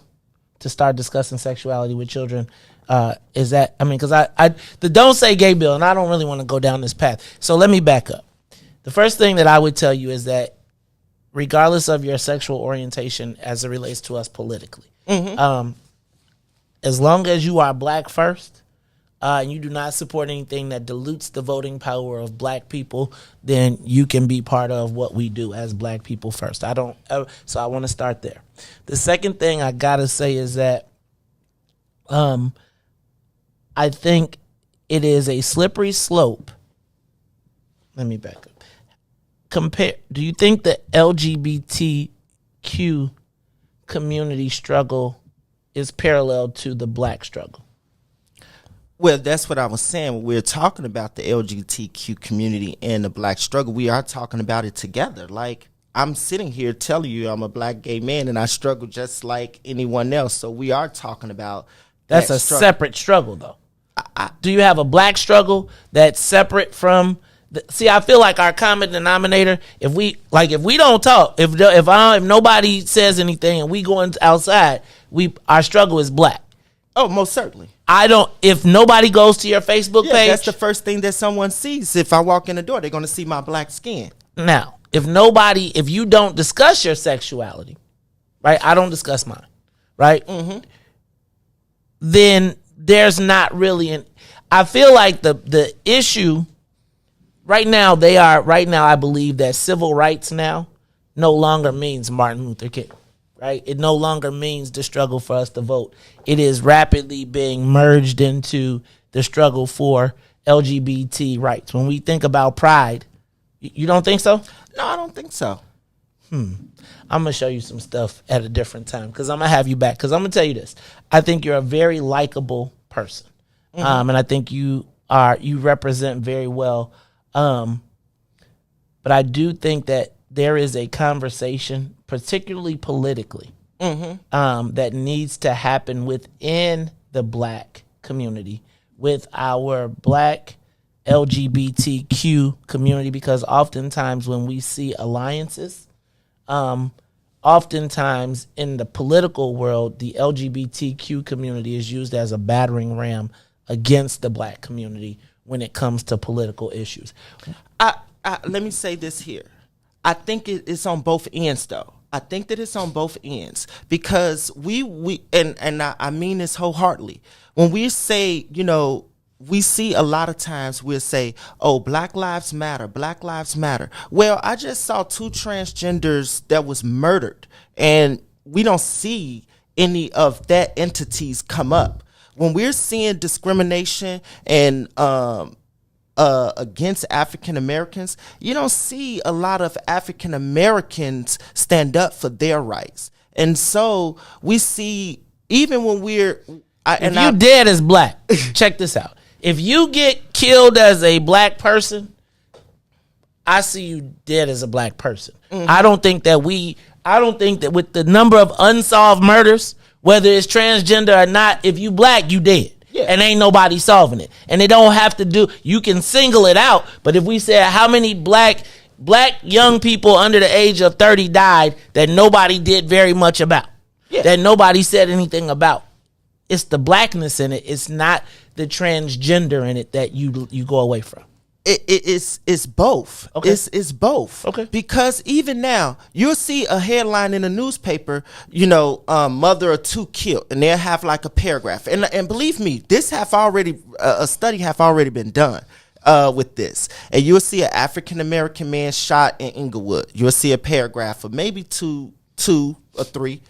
But if you see transgender found in the alley dead, it's only about just that. Maybe have her name and that's it. So it's not just when it comes down to especially transgenders, when it comes down to it's not just a black person dead. It's not even recognized. Even when we're seeing, policies being implemented, I always have to tell people we cannot be so caught up with, oh, this is a gay policy, this is a black policy, this is a woman's policy. It should be about all of when we're all hurting, it's about all of us together uniting. And so that's what needs to be done. So do you think that we as black people have a unique set of problems? Oh, most specifically. Certainly. And so certainly. That can't be addressed in all. That have to certainly. Be addressed specifically. Yes, right? most certainly. Now let me back up real quick on this transgender. I plan to have Precious on. I actually had a conversation last week with the first time with a transgender person.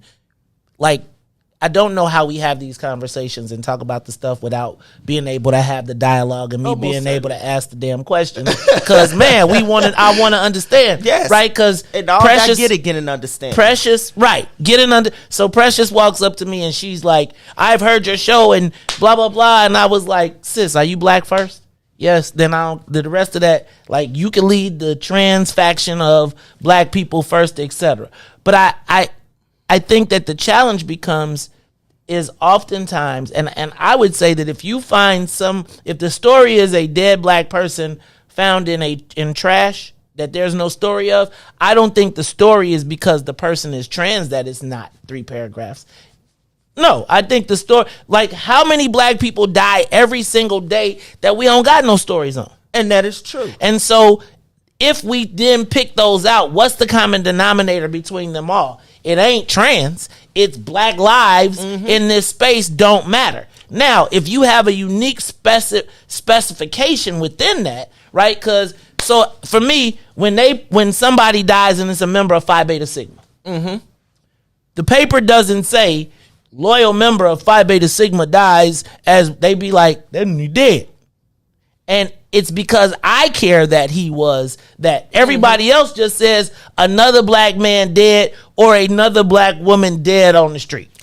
And I have to say that is the exception and not the rule.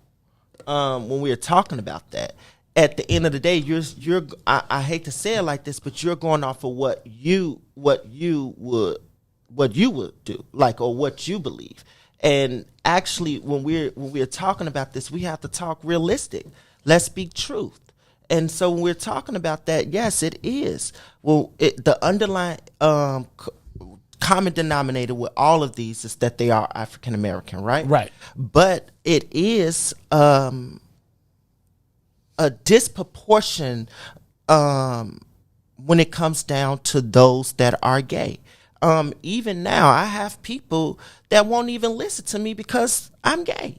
And so I got people that won't listen to me because I'm black. Yeah. And because I speak black truth every day and they might be like, bro, your voice, if they didn't know my wife, right? So all I'm saying is, I think that we all have the things that we look in the mirror as things that make us self-conscious, from being a child all the way. I got to go back, though, because first of all, I'm really appreciating this dialogue, and I appreciate your willingness to talk. You applied at a Catholic school. Now, Catholic history aside, their history of abuse aside, does a religious school, a private religious school, have the right to deny something that goes against their religious teachings? Okay. And are you forcing them to accept, like if a parent puts his kid in a Catholic school, not a public school, pulls them out and says, I am going to pay extra to put my child in an environment. I know everybody gonna be like, the Catholic school. Let's just say but the Catholic school is about, there's a religious component to it that we don't all abide by. But do they have a right within the confines of that church to say that is against our moral teachings, and then say, my brother, no, we can't? We saw this just happen at Bennett Academy. Yours didn't get any attention. The one at Bennett Academy got attention because it was a white woman, right? There goes your discrimination. But it wasn't, she was gay too. Yeah. It's just black. It wasn't the issue wasn't so that's my point. They discriminate against you because you're black, because it's prejudice as hell white gay people too. And let me take that back, because of the fact that I can't say that they discriminated on me because I'm black, because the principal was, no, I can't say that they discriminated against me because I'm black. The principal was black. The assistant principal was black. All the administrators in the office was black. So the only thing that stuck out was that. But I think at a Catholic school, it would. Like, and so to me, if I go to a Catholic, it is my expectation that if there are gay teachers in a Catholic school, that they are not probably openly gay. Or if I apply there, I should expect that they're probably going to say that if we go into mass and we singing, right, that lifestyle matters, because it's kind of a 360 thing. It would be different to me. But this is the thing that we have to also understand. Catholics do they donate to LGBT causes. They do cater to that community. And so not that school though. Not that school, but the community does. So if we're saying Catholics, right? Catholics as a whole, they do cater to that community. So now we're saying, okay, they do see the issues evolve in the community. So are they saying, the letter that I received, this is what was really touching to me, was the letter that I received from the principal saying that I couldn't possibly be of a good influence. I couldn't possibly be a role model because of this. And that's what touched me, because you're saying to me, saying, hey, you have basically no worth to be teaching in a school because you can possibly be a role model to our kids. Did you allow them? Okay, so this is my question. Like, did you walk into their space and say, change your space for me? No, I never brought it up. I never told anyone about this. This was something that they went searching for. No, I don't think so. Back up now. You know, when you get a job now, the first thing they do is go to your social digital and they say, look at your profile. Are you doing anything? Now, again, and the only reason I'm asking this is not because of, it seems to me that you may have set yourself up for failure going to a religious school. No, I'd have to disagree with you. This is the thing. First of all, this school is, at the end of the day, accepting some form of federal money. So when you're playing with federal money, you should be playing with the idea, the very idea of employing people of all race, all sex, all creed, and all sexual orientations. And so to me, for you to say, hey, we support this community, but we don't see this community as any form of influence that they should be teaching, that says a lot. And at the end of the day, my sexuality is not at the forefront of me teaching. My knowledge that I portray to my students, the love that I give to my students, the information that I want to pass on to my students, that's at the forefront. Even now, I'm still teaching now, but not one parent came to me and said, you have a bad influence because you're gay, or you have the bad influence because you're married to, someone of the same sex. Not one parent. But what they have came up to me and said, you know what? My kids love you. My kids love and I like how strict you are in the class. I like how you're pushing my kids. I like that even, when I get home, they teaching me some of the stuff that you taught them. That's what me as an educator, that's what all educators want to do.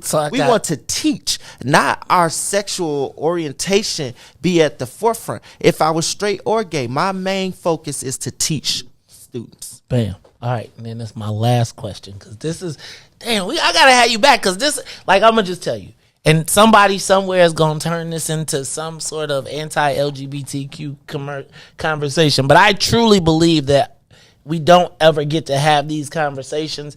And so my other final question in this, and then I'm gonna go ahead, because you done took an hour and you was only supposed to get a half hour, so you gonna get it. But let me ask you, do you believe that churches should have to perform gay marriages if they don't want to?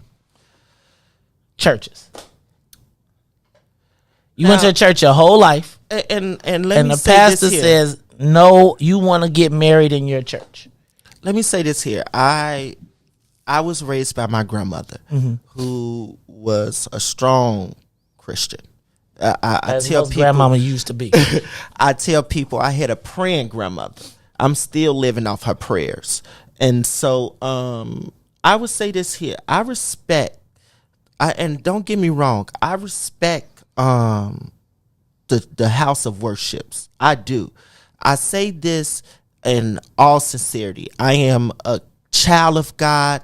I believe that I have favor with God. I'm a praying person. And so one of the things that I do believe in is giving those entities or those institutions the space to make their own decisions. And that's surrounding gay marriage or any of that. But however, if they are receiving any form of federal dollars, they do not, and I repeat, they do not have the right to say no. Because this is the thing. At the end of the day, those federal dollars, it's my dollars. I pay taxes. I just filled out my tax form the other day. So I do believe that if they are getting any form of federal entities, they do not have the right to say no. Okay. Hey, y'all, even what if they got a food pantry? Is it federally led? I mean, it's a separate, yeah. If it's in the basement of the church, usually they get if they giving out the hot box. They ain't saying you can't get a box, but we ain't doing the gay marriage at the church. You can have everything we got. We'll give away everything you could be in, but that's not a gay. And this is the thing too. Like one of my friends, he got married, right? And his pastor performed the marriage. He said, "Look, I'm going to do it, but unfortunately, I can't do it in my church." That was good enough. That was saying, "Look, I support you in this, but I understand that my congregation may not. And so what we're going to do is we can meet you halfway." And I believe that even doing that, it sends a message of inclusion. It sends a message that although many may not agree with this, I agree with it. And I believe that the entity of what God wanted, he says love. Is love. And so who's to say what is our definition of love? Who is to say who we can and who we can't marry? Who is to say who we can and who we can't love? That is what God wanted. He said, I'm trying to remember the scripture. I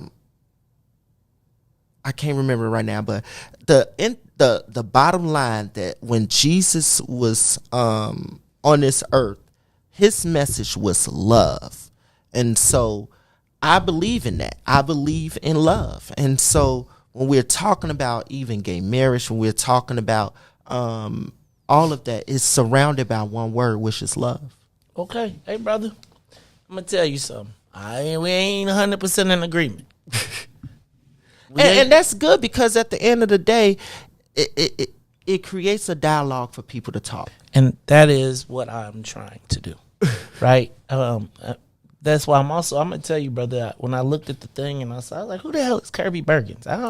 What Ruthie? Why do I want this dude on the show? I got to tell you, brother, I appreciated the dialogue. I will agree. I will tell you, I do not 100% agree, but I don't think we always 100% agree. But the big thing that I say is that we have to be able to talk to our people.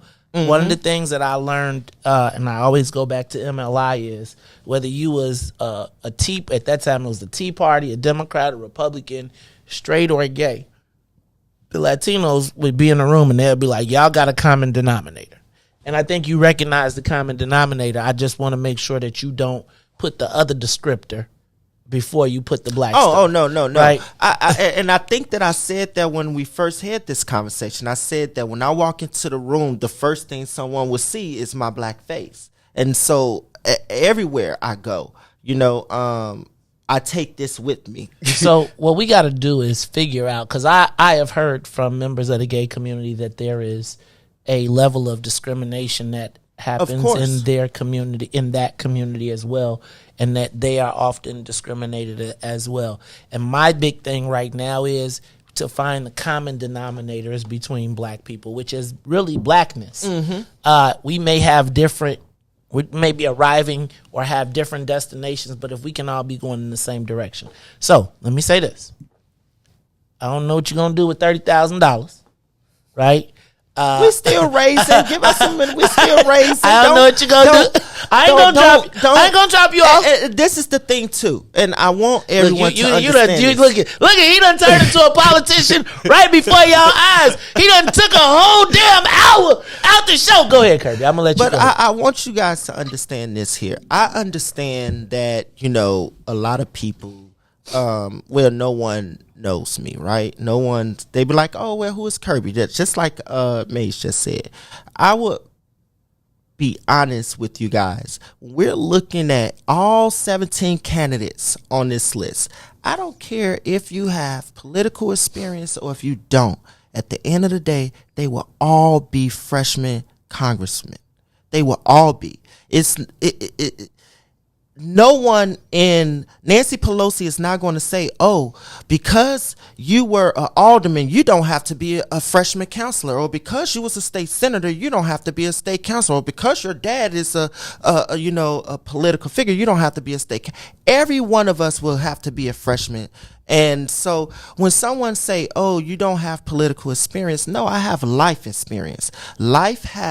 When I'm talking about policy of education, when I'm talking about policies on Medicare for all, when I'm talking about policies on even criminal justice reform or gun violence, all of these policies, and I bet you, I would put money on it, that no candidate has researched, is informed more than I am.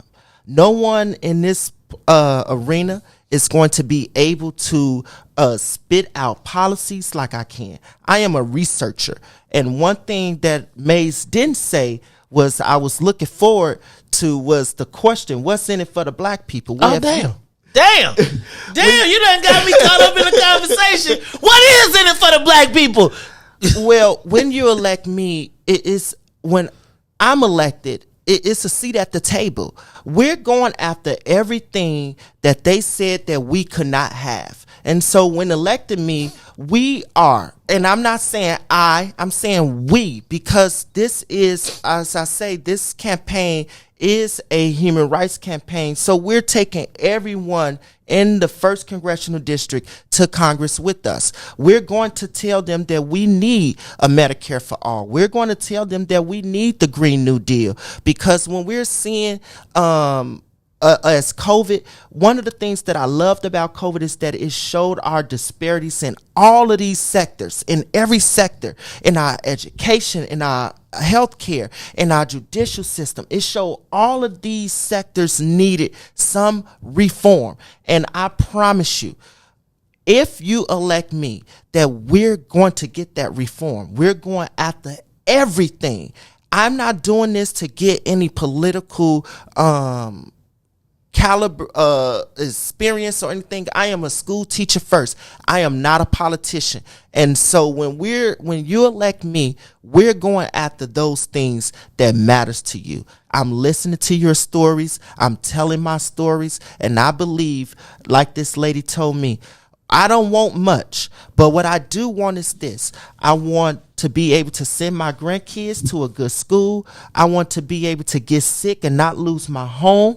And I want to be able to work a job that is going to give me a livable wage. And that's what we're going after if you elect me. Dang, homie. Are you related to Tyrone Muhammad? No, because you took the whole damn show over, right? You done came in here and took an hour up out my clock. I'm sorry. But don't be sorry, brother. I'm gonna tell you what. Kirby, again, we don't agree on everything, but I'm gonna tell you, I do believe. I don't know if Congress is where to start. I'm not gonna ever knock your aspirations, but I do think that you could be a tremendous public servant. I think your passion comes through. I think we got to talk about some things, because I think that, quite frankly, if you understand where you sit as far as being black first, I do think you have a unique opportunity to get into some rooms and get some conversations that traditional black men may not. Not a diss, it's your special secret superpower that we got to figure out, how do we use all the tools we got in the toolbox to build this thing that we got. And I'm going to tell you, brother, just listening to you this first time, I was a little suspect. I was prepared. Riis, get my lines up. Wake them up. I was planning on eating you. Well, let me back up. I was planning on the lions eating you up. But you did a really good job today, and I got to tell you, I'm impressed. I was impressed with your passion. I'm impressed with your thought process. And I just think that, how old are you, brother, if you don't I'm mind? 38. So, you ain't that young, man. You getting a little longer. I know. I'll be 39 this year. Look at you. Oh, man. So, but it's brothers like you that are out in the world that I feel like we got to get y'all into the operation, because we got to make sure that y'all are equipped, because I do think you could be a benefit to your race and a benefit to your community. Kirby Bergens, I want to say thank you for stopping in today. Thank you for giving me this opportunity. No, you call me back when you got something else. You feel like you want to come back, you know you're more than welcome. I'm going to tell you, like my mama say, put an iron on that shirt. Right? Oh, it is iron. Nah, you better get a hot iron then. You better get a hot iron. You know, don't do me like that. Don't do me like that. Don't do me like that. You put a hot iron on that shirt. But I'm gonna tell you, man, I really did enjoy the conversation. You are welcome to come back. Thank you very much. Thank you. And man, as you develop your policy and you develop your platform and you get the rest of your things out, please don't hesitate to give us a call. What's in it for the Black People Media is an outlet. Now, when you get that budget, though, homie, we want a piece of that too. But in the meantime, be on the lookout for our questionnaire, because we will be sending that out, and we will be having a congressional candidates forum. But thank you for coming out, man. I appreciate you. Man, you're more than welcome to come back. It is the Maze Jackson Show. We got Kirby Bergens in the building. When we come back, the D2s came out, and so we're going to talk about this money. We ain't going to talk about Kirby's, because he ain't really got that much. But don't do me like JB Pritzker spent, hey man, it's a crazy world out here. JB Pritzker spent $17 million against no opponent. Man, it's a lot going on. That least offensive done came back at him. It's the Maze Jackson Show. We'll talk about it all when we come back after these messages.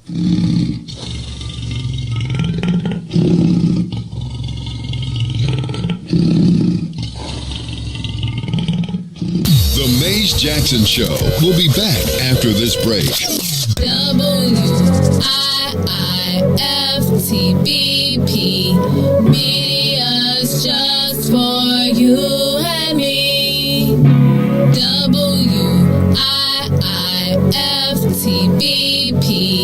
Media's just for you and me.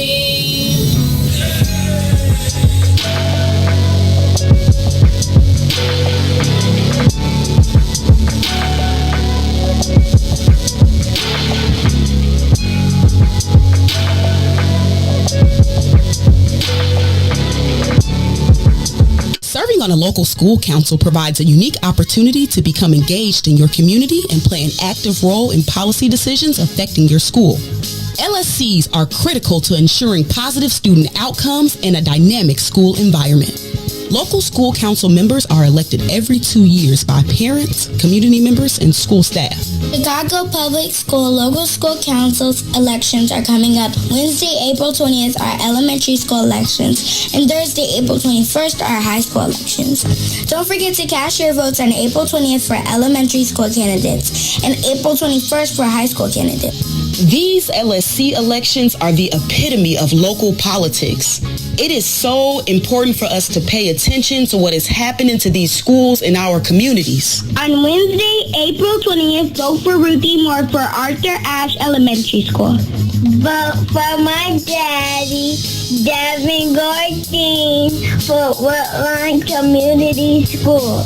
Let's go vote for our children. Today, the Biden administration is releasing what it calls a new strategy to fight domestic terrorism. Following a 100-day review, federal officials are now laying out a new plan hoping to deter, detect, and prosecute domestic terror. They went to the Capitol waving their flags and looking for smoke. He was out there looking for justice. They was over there looking for votes. Ashley Babbitt was with him and told all the people that nothing could stop us. She climbed through the Capitol window, breached security, and called a shot, bro. The media say she a veteran. They paint the picture to make her look greater, but she disrespected the same country that she served. That makes her a traitor. They was fighting police, resisting arrest. On God, I couldn't believe it. I guess blue lives only tend to really matter when it's convenient. Hey, these are the times we witness in history, all because they didn't get a victory. United States is so contradictory. We get equal rights, that's a mystery. Politicians, they more like magicians. You know they got tricks up their sleeve. We point out the flaws that's up in this country. You know they gon' tell us to leave. Somebody try to help me understand it. Always seems like a double standard. They be out here leaving us empty-handed to certain rights we are not granted. The media is the culprit when it comes to the comparison. Cause when it comes to race, they always changing up the narratives. Terrorism.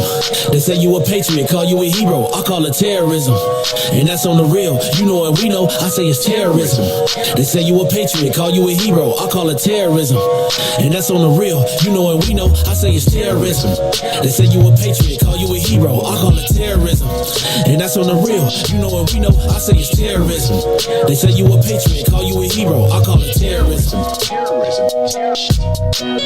We still out here trying to get our reparations, but the government pump faking out here hesitating. I'm out here trying to keep my peace, so I keep meditating.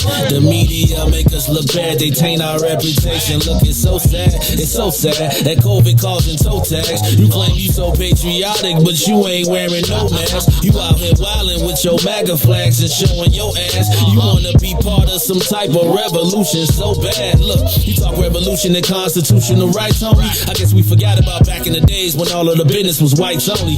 Yeah. George Floyd got justice.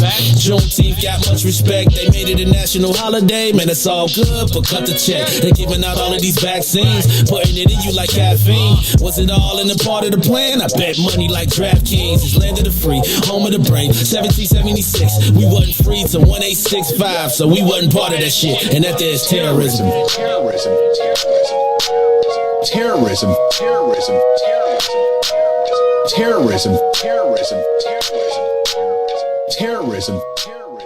Uh-oh, what's in it for the black people? You are listening to the most dangerous show in the morning. This is What's in It for the Black People Radio. Maze Jackson, the most vociferous advocate for black people in the world.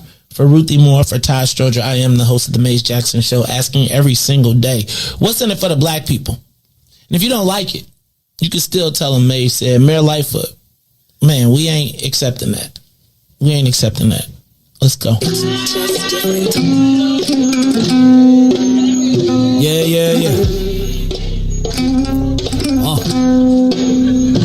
Let's get down to business and go ahead and address the facts, man. Lightfoot seems more lesbian than black. Rahm Emanuel's another case, he was just as tired. 50 closed schools left much to be desired. Police had Anjanette naked on that body cam. They suppressed the footage so it couldn't touch a lot of hands. Reminds me of that 16 shots in that cover up. Both of them similar, so I went and dug it up. George Floyd killed, a lot of riots happened in the town. Southside burned and they wouldn't let them bridges down. Grandmother sick, need a prescription and plus a couple groceries. You gon' have to travel just to get it now. COVID-19 out here shutting all the business down. Not enough SBA loans to even give around. So many failed businesses that you can put them in the pile. If you don't survive the pandemic, it's gon' sit you down. We sing, dance, play ball, entertain, and crack jokes. Government infested black neighborhoods with crack smoke. System that milked us so bad, we got lactose. Still trying to find out what's in it for us black folks. We sing, dance, play ball, entertain, and crack jokes. Government infested black neighborhoods with crack smoke. System that milked us so bad, we got lactose. Still trying to find out what's in it for us black folks. Shout out to Willie Wilson, hope one day you get to send it.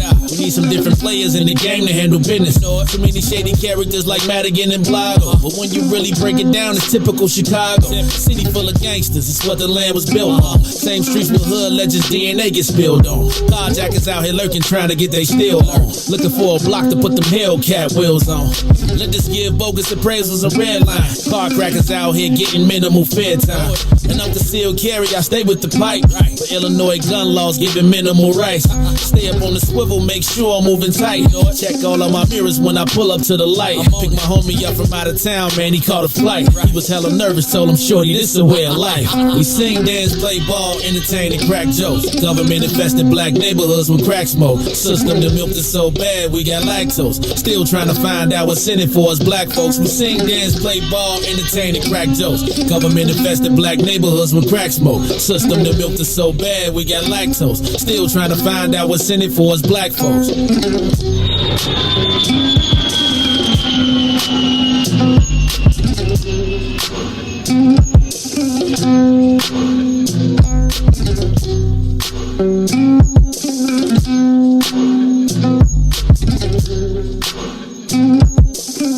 Wake up, Chicago.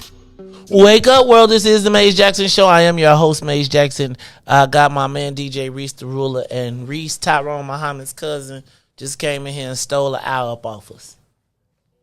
I ain't going to say stole an hour up off of us. I thought that was a very meaningful conversation. What is it? KirbyForCongress22.org. Somebody says, though, his site specifically lays out, does not talk about black, but specifically lays out LGBTQ and women's rights. So we got to go back and verify that. But I got to tell you, guys, that it was great to have the conversation because I feel like I'm learning. Now, I can't tell y'all that that's my candidate. But what I can tell you, if we needed an LGBTQ candidate, that boy got some skills that could be developed. Now we got to work on them conjugations. You know, that's that CPS stuff. But that's okay. That's Sister Jackson in me. But check this out, y'all. So give me a call, 872-259-7474. What'd you think about Kirby Bergens for Congress? Are there any calls on the line? Let's talk to him. And plus, if you got anything else you want to talk about, I was going to talk about the D2s. Alexi Janulius running away with it. He got $4 million. I was also going to ask, David Moore got $30,000. Is there a way to win an election for black people without money? I heard that. I actually heard that is possible. But I'd be curious to know. Give us a call, 872-259-7474. Let's just talk. What you got, man? Give me a call, 872-259-7474. Toy, I made these headphones too, by the way. Go ahead. What's up, caller? Caller, are you there? Hello? You like Israel. Look, he's somewhere. He done put us on hold. He probably around somewhere taking the world over. All right, let's see if we got somebody else on the line. Carly on the. That's it. All right. So let's go to these D2s. Hey, Riis. Yesterday at midnight, The D2s dropped. Tells you all the money that people spent on the campaign. Riis, your boy JB, go find the JB clip. Find that for me, because I'm wondering, is he running against this clip again? Because he knows that, well, I don't know if he knows, but let's start with this. You got it? Play that clip first. That's JB Pritzker. Of all the African Americans I can think that are sort of like qualified and vetted, and people will say, "Oh, that's a pretty good pick." The one that is least offensive and maybe gets you the most because it gets you that Secretary of State appointment is Jesse White. That was JB Pritzker 4 years ago. Riis, and now he got yo boy, potentially Richard Irvin, running against him. He is so worried about Richard Irvin running against him that he spent $17 million. Riis, how you spend $17 million and you ain't even got no candidate? Nobody. You running against yourself. You spent $17 million against yourself.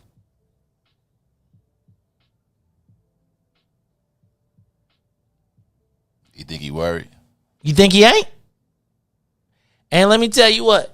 He spent another $23 million with the Democratic Governors Association making up them Willie Horton commercials against yo boy, the slave runner, Richard Irvin. Riis, we got a conundrum on our hands. Look, and the white people are doing everything they can to make sure that Darren Bailey is the competitor, because they want the two white guy race. They do not want the black or white Shimon.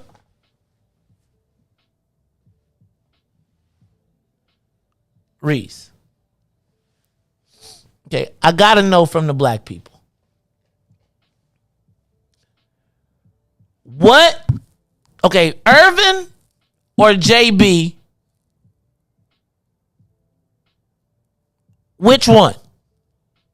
I think I'm going to make that the battle on my page today. JB Pritzker versus Richard Irvin. Who you think wins with black people?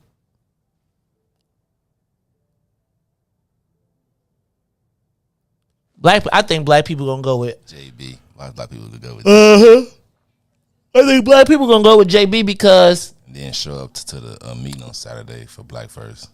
Oh! What? Black First versus Slaves First? You know, if I was... We were slaves first, though. You know what? What if they make... See, Riis, I be having all these crazy commercials. What if they did like a stock market commercial? And back in the day, the billionaires were trading Richard Irvin. Oh, I'm going to stop. Riis, this could get really ugly. This really could get ugly. Because we already had one slave costume. How many more slave costumes you think coming in this election cycle? I think Richard Irvin got a real good chance, though, to really shake it I up. think Richard Irvin is going to win.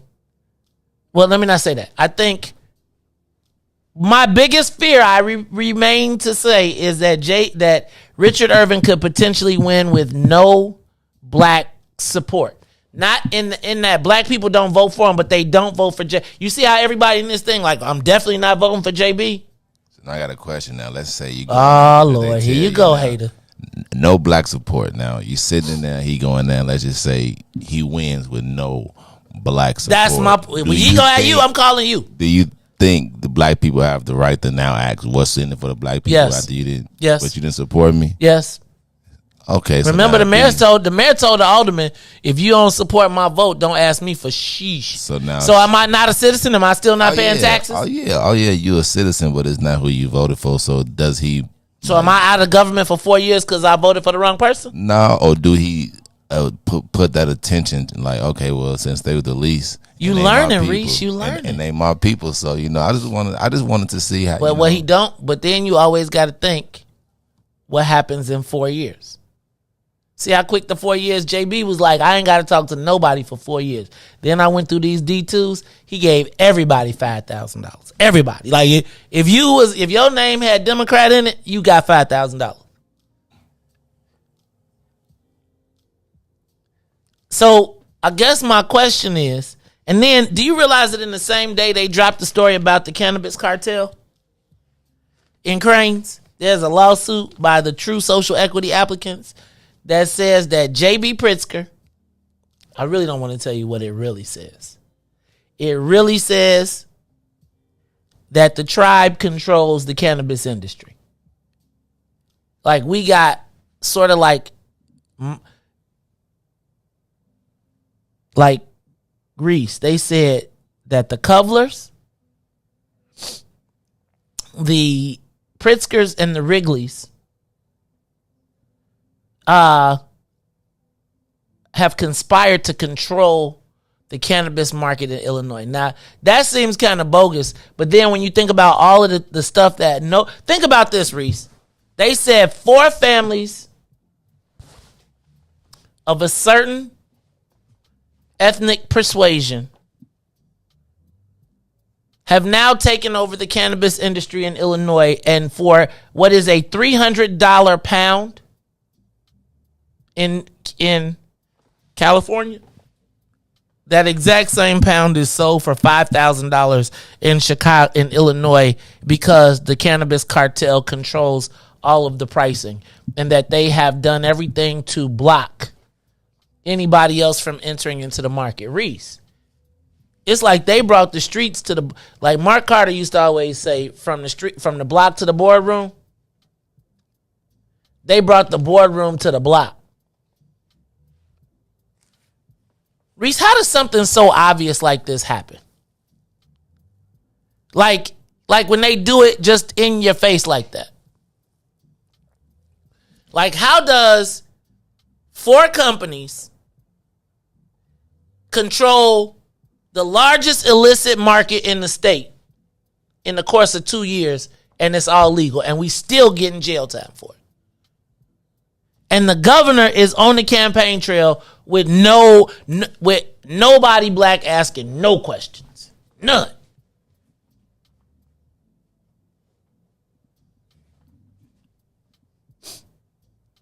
That's what $90 million to get you. All them lease offensives on there, you know it. They picked all the lease offensives, and they ain't gonna say nothing because they all good. You gotta support your local weed mans in them. Riis, I think. How long do you think? See, did you?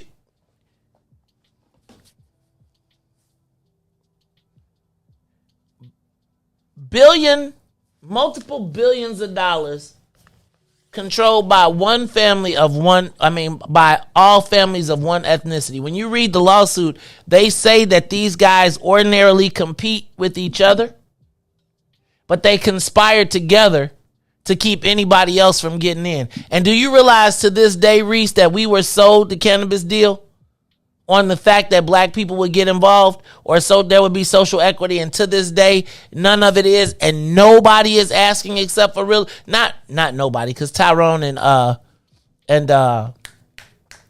Ricky Hendon and those guys are, but really, like, how does he do this with a straight face?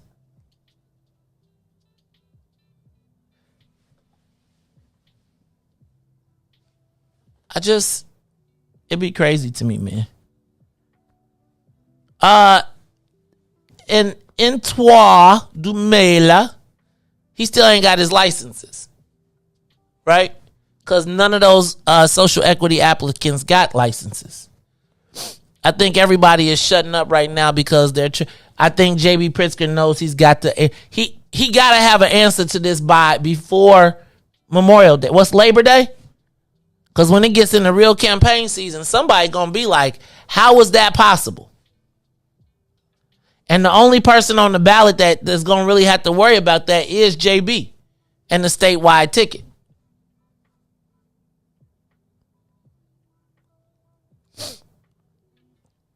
It's the Maze Jackson Show. I'm your host. Riis, it was a good show today, man. What you think about dude, man? I thought he was kind of like, I'm a suspect because I think a lot of these people are idealists. And they be talking like, you ain't winning no election with $30,000. Oh, by the way, did y'all see David Moore so Alexi's got $4 million. Anna Valencia's got $1.1 million. David Moore has $30,000. How? So this becomes the real thing. As we get closer to the election, if we don't see an uptick, how do we handle that? Do we again support the winner, or do we extract ourselves from the process? Like, you made a good point by saying, about the money in the election, because are we picking the person that has the most money, or picking the person that has the... I think you are looking at the world as you would like it to be. Oh yeah. Compared to we may be picking the person with the most money because that's the person we know. So if the person with the most money is on every TV commercial, every radio spot, and you walk in and you be like, who is these? And it's 17 names. The commercial I be playing in your head. Mm-hmm. That's who you're gonna vote for. And so when you say, so what's gonna happen, Riis, is that there's gonna be millions of dollars spent on TV. And so you're going to know the people, the first 20 people, like the first people that, like you saw Jonathan Jackson. Jonathan Swain seems to have the most money. Alderman Pat Dow. Jackie Collins has some name recognition. She'll probably get money from the Senate president. But Riis, when you look at all those people and they spend $250,000 on TV spots, there's going to be a separation, right? There's going to be a point when And I got to ask you, so how do we deal with a David Moore situation? Right? These are the political calculations that you have to start making as we start to get closer. Now, we may want to take money out. And if we take money out, then what do we have to replace that money? Do we have the volunteer organization? Do we have the organized people power campaign to push him over the top or make him viable? Because we know we probably won't see a lot of TV. I only say this because I think we got to start thinking about what is our plan, what is our infrastructure. Riis, this is the Maze Jackson Show, though, and it looks like it's 9 o'clock, and I know I'll be taking us late all the time, but not today because I got work to do. So, this is the Maze Jackson Show. I am your host, Maze Jackson, where every single day we ask the question, what's in it for the black people? Although we almost didn't today. Yeah, I like how he came. He said, you ain't asked me the most. Oh, you see. And that got some points right there. Right. I was caught up on you going to make my church. But that's a whole nother thing. Look, y'all. But every single day we ask the question, what's in it for the black people? And if you don't like it, you can still tell them.